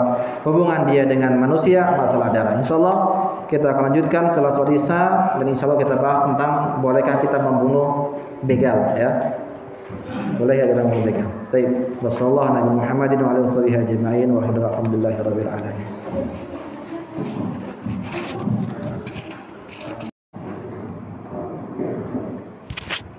Bismillah, assalamualaikum warahmatullahi wabarakatuh. Alhamdulillah hamdan katsiran thayyiban barakan fi kama yuhibbu rabbuna wa yarda. Alhamdulillah qabla ridha, alhamdulillah inda ridha, alhamdulillah ala kulli hal. Allahumma salli wa sallim wa barik wa an'im ala habibina nabiyil karim Muhammad sallallahu alaihi wasallam wa ala alihi washabihi ajma'in. Ikhwani fillah rahimani wa rahimakumullah. Kita kembali melanjutkan bab yang kedua, masih berkaitan tentang dosa besar yang kedua, menumpahkan darah atau membunuh jiwa. Terakhir tadi kita jelaskan bahwasanya hilangnya nyawa seorang mukmin itu lebih besar di sisi Allah Subhanahu wa taala daripada hancurnya dunia ini. Kemudian juga hal yang pertama kali akan dihisab oleh Allah Subhanahu wa taala antara manusia dengan manusia yang lain dalam masalah darah. Baik, di sini jelaskan. Kemudian beliau melanjutkan hadis yang selanjutnya, hadis yang diriwayatkan oleh Imam Al-Bukhari dalam kitab Al-Iman dalam bab An-Nadhar dari hadis Abdullah bin Amr, dan para ulama hadis lain mengatakan hadis ini jelas sahih. Beliau mengatakan wa qala Faris atau Firas an Sya'bi an Abdullah bin Amr qala Rasulullah sallallahu alaihi wasallam akbarul kabair, dosa besar yang paling besar yang pertama isyraku billah, menyekutukan Allah, wa qatlun nafsi, membunuh jiwa yang diharamkan, wa uququl walidain, durhaka kepada kedua orang tua. Jadi diulang kembali di sini bahwasanya dosa yang besar itu adalah menyekutukan Allah, syirik, yang kedua membunuh jiwa, dan yang ketiga adalah dosa durhaka kepada orang tua. Ini penting sekali kita ketahui bahwasanya zaman sekarang ini banyak sekali anak-anak yang memang dia tidak paham bagaimana dia cara berbakti kepada kedua orang tua, ya. Zaman sekarang ini banyak sekali anak-anak yang durhaka kepada orang tua, mencaci maki orang tuanya dan seterusnya, bahkan rela membunuhnya. Ketahuilah bahwasanya tidak akan berbahagia hidupnya seorang bila dia telah durhaka kepada orang tua. Ya, tidak mungkin hidupnya bisa bahagia, tidak mungkin hidupnya bisa nyaman, ya, bisa senang kalau dia telantarkan orang tuanya atau dia durhaka kepada orang tuanya. Ya, silakan kalau mau bukti, ya. Jadi kalau antum ingin hidupnya nyaman, senang seperti raja, jadikanlah orang tuamu juga seperti raja. Barulah nanti Allah Subhanahu wa taala akan berikan kemuliaan kepada antum. Baik. Di sini saya akan jelaskan bagaimana kalau kita membunuh seorang, misalnya begal. Boleh nggak kita membunuh begal? Kita ketika misalnya di perjalanan membawa duit katakanlah, atau membawa motor. Datang orang atau preman ingin mengambil motor kita. Boleh nggak kita kasih motornya? Hah? Suruh milih motor atau nyawa mati. Nah, kalau nggak dikasih motornya dibunuh. Ya. Dalam sebuah hadis yang diriwayatkan Muslim, Nabi SAW pernah didatangi oleh seorang laki-laki. Ja'a rajulun ila Rasulillah. Datang seseorang kepada Rasulullah. Dia mengatakan, ya Rasulullah, ara'aita in ja'a rajulun yuridu akhdha mali. Ya Rasulullah, bagaimana pendapatmu bila ada seorang yang datang ingin mengambil hartaku? Apa jawab Rasulullah? Fala tu'tihi malaka. Jangan kau beri sama dia, enggak usah dikasih. Enggak boleh dikasihkan. Jadi datang pertama untuk apa? Merampas, enggak boleh, atau merampok, begal. Qala, lalu laki tersebut bertanya lagi, ara'aita in qatalani? Bagaimana pendapatmu ya Rasulullah jika dia itu menyerangku? Kata Rasulullah, qatilhu. Lawan juga, lawan balik. Tapi kalau kita takut ya sudahlah. Ya. Nah, ini pentingnya kita untuk bela diri, ya, belajar ilmu bela diri, biar kita meningkatkan adrenalin, kemampuan atau keberanian kita untuk melawan para begal. Ini kadang-kadang kita ahlus sunnah wal jamaah malas bila di ketemu musuh di jalan, udahlah takut ya bawaannya. Qala ara'aita in qatalani, bagaimana kalau aku terbunuh? Jadi pertama kalau diambil hartanya gimana? Jangan dikasih. Kalau dia melawan gimana? Kalau melawan, lawan balik. Bagaimana kalau aku terbunuh? Nabi mengatakan, fa in qataltahu anta syahid. Kalau engkau dibunuh, engkau mati syahid. Ini sesuai dengan hadis Nabi SAW. Dalam riwayat yang lain Nabi mengatakan, man qatala duna malihi fahuwa syahid. Barang siapa yang terbunuh karena menjaga hartanya, dia mati dalam keadaan mati syahid. Ya. Lalu orang tersebut bertanya, bagaimana seandainya ara'aita in qataltuhu? Bagaimana seandainya kalau aku yang membunuhnya? Ketika melawan bukan saya yang mati tapi dia yang mati. Fa in qataltahu huwa finnar. Kalau engkau membunuhnya, dia masuk ke dalam neraka. Ini ya. Jadi antum kalau ketemu begal enggak usah takut. Antum mati insyaallah syahid. Atau kalau dia mati, dia masuk neraka. Ini dia, hadisnya jelas, antum jangan takut. Makanya perlu kita untuk mempelajari ini. Baik. Allah Subhanahu wa taala menyebutkan dalam surah Al-Maidah ayat yang 33. Allah mengatakan innamal jazaa'ul ladzina yuharibullaha wa rasulahu wa yas'auna fil ardi fasadan.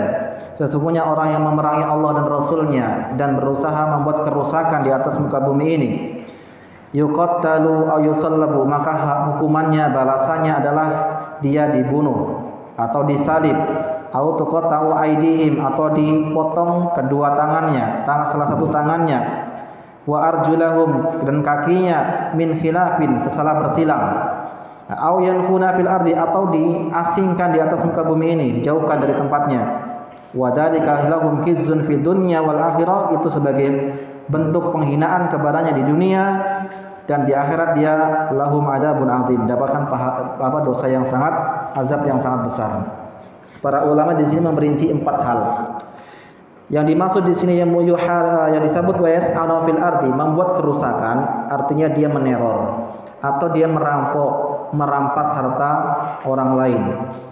Apa balasannya bagi orang-orang yang merampas tersebut? Yang pertama, kalau dia merampas sekaligus membunuh, kalau dia merampas begal terus korbannya dibunuh, hartanya diambil, maka orang yang seperti ini dibunuh dan disalib.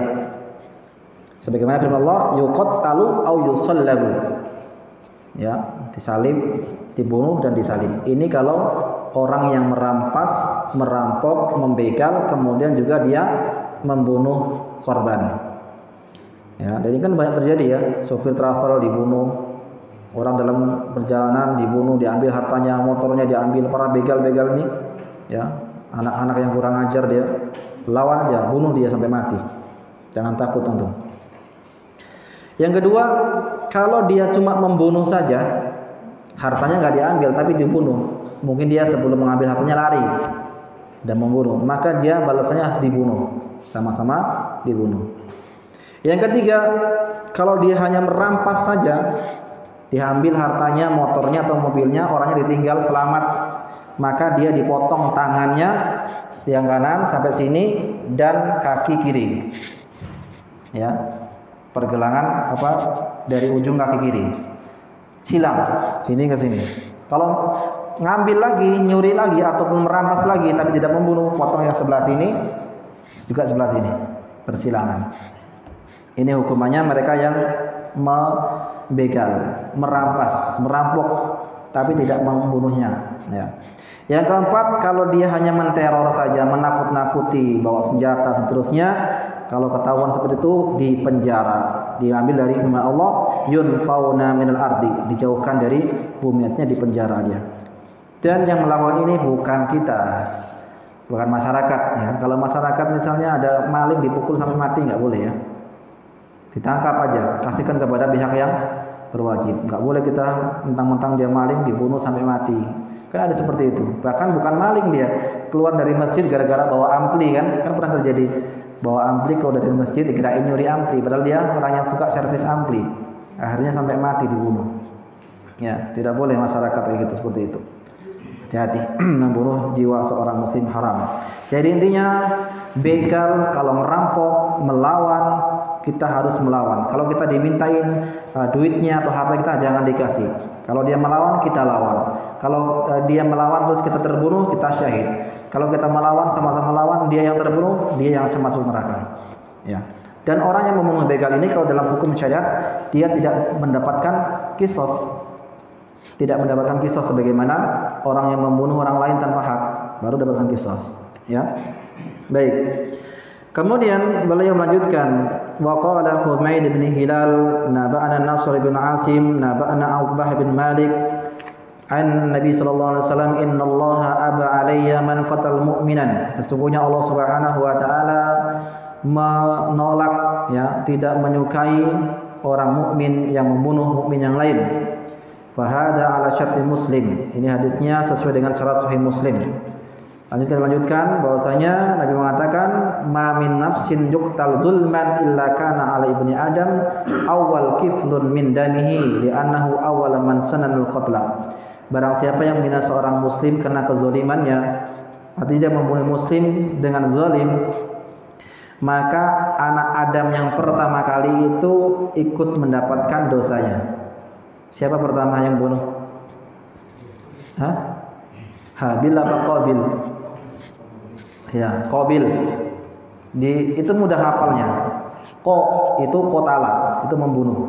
Habil itu saudaranya. Qabil itu yang membunuh. Yang dibunuh adalah Habil. Ya, dia yang pertama kali yang mensunnahkan atau yang mengajari untuk, bukan mengajari ya, pertama kali membunuh manusia. Ya.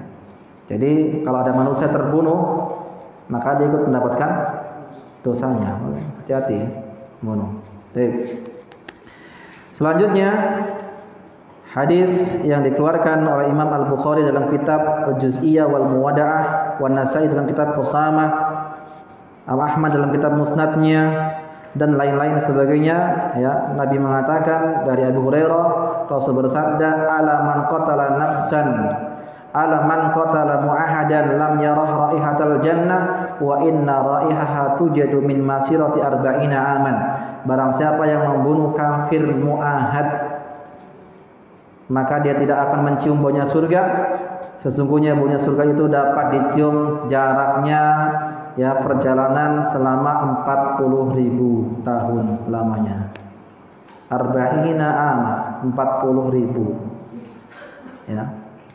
4000 arba'in 40 tahun, 40 tahun namanya.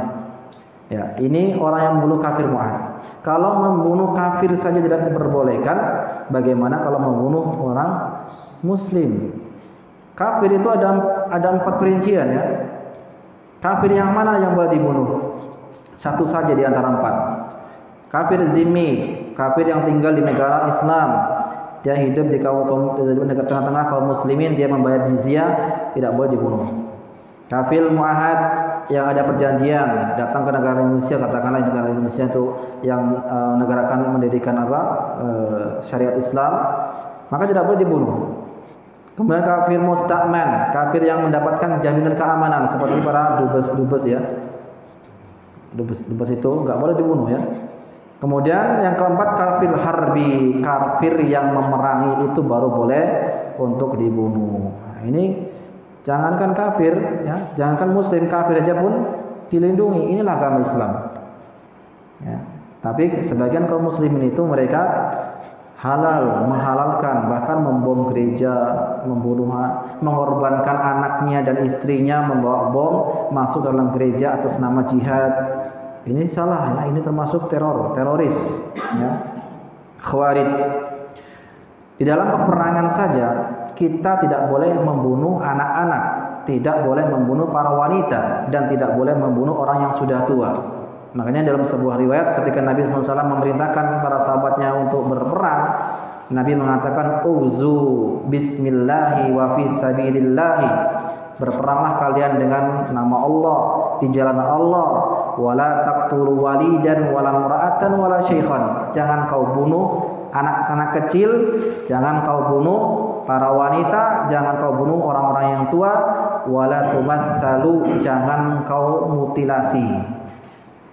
Kan kalau orang-orang ISIS kan enggak ya, potong lehernya di video disebarkan, potong-potong tangannya seterusnya, mutilasi. Ini bukan ajaran Islam. Pantaslah Nabi mengatakan al-khawariju kilabu ahlin nar. Ya, khawarij itu adalah anjing-anjingnya neraka karena dia ganas, jahat terhadap kaum muslimin, tapi meninggalkan para penyembah berhala. Orang muslim dibunuhin, orang-orang yang penyembah berhala dibiarkan.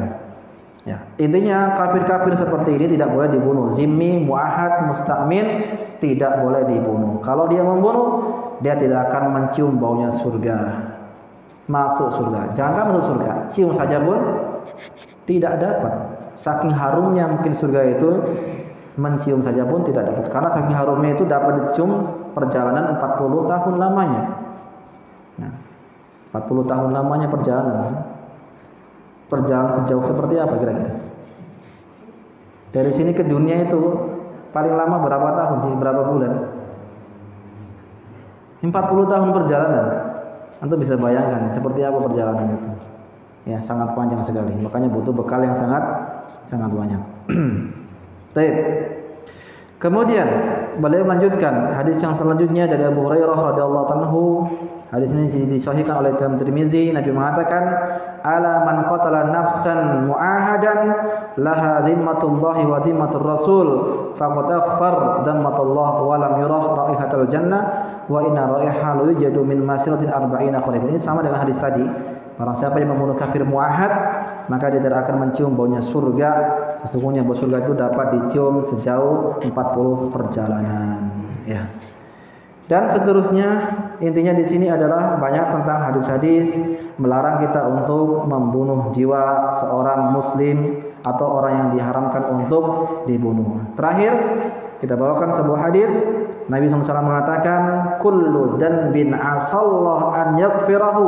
Semua dosa itu ada harapan untuk diampuni oleh Allah, illa kecuali ar-rajulu yamutu kafiran, orang yang mati dalam keadaan kafir. Ini enggak diampuni sudah. Ya.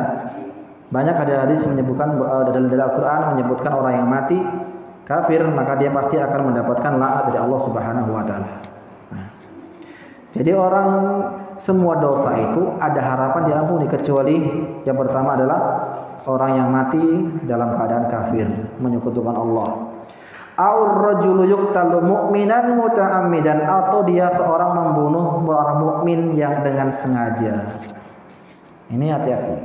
Bisa jadi enggak diampuni oleh Allah Subhanahu wa taala. Namun yang sahih, yang rajih, semua dosa itu diampuni kecuali kesyirikan. Kalau dia bertobat insyaallah akan ampuni, sebagaimana kisah 99 pembunuh nyawa. Ya, dia ingin bertaubat, mau jadi baik, datang kepada ahli ilmu, bukan ahli ibadah, datang kepada ahli ibadah, bukan ahli ilmu. Ya, ahli ibadah datang, tanya, ada enggak taubat buat saya? Saya sudah membunuh 99 orang. Kata dia karena dia ahli ibadah, oh enggak ada. Dia ingin baik, kau enggak boleh ya, mungkin dalam hatinya. Ya udahlah, daripada enggak ada taubat, sekalian aja dibunuh. Jadi 100.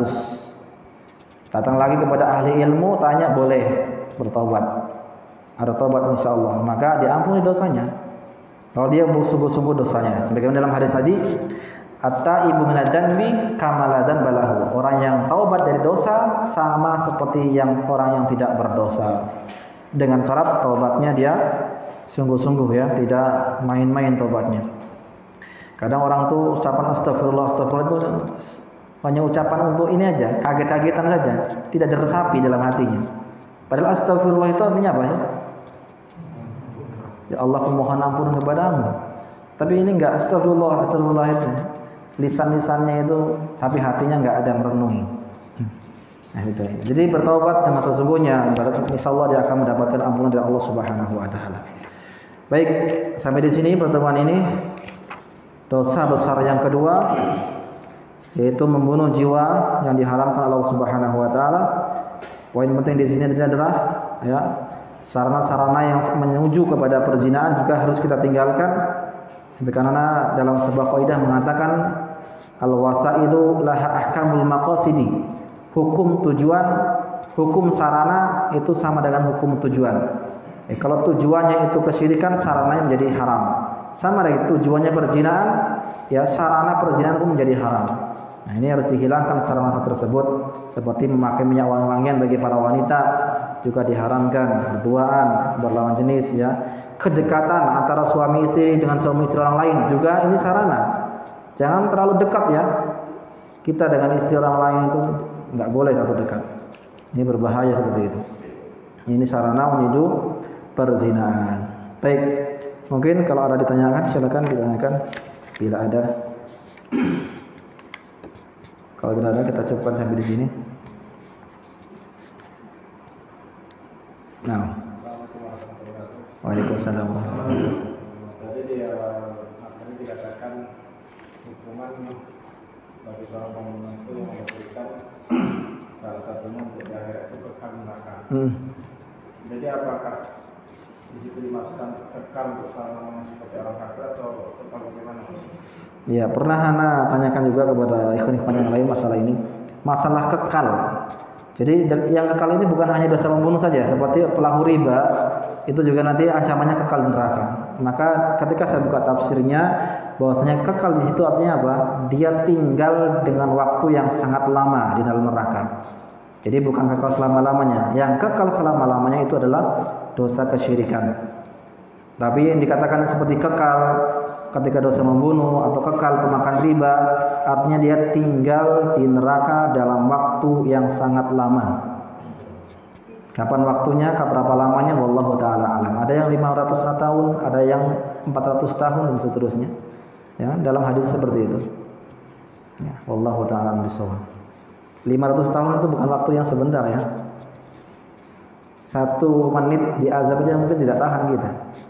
1 menit, antum cobalah masukkan tangan antum ke gorengan dan sekali-kali rasakan gimana panasnya, enggak tahan. Bagaimana kalau sampai 500 tahun?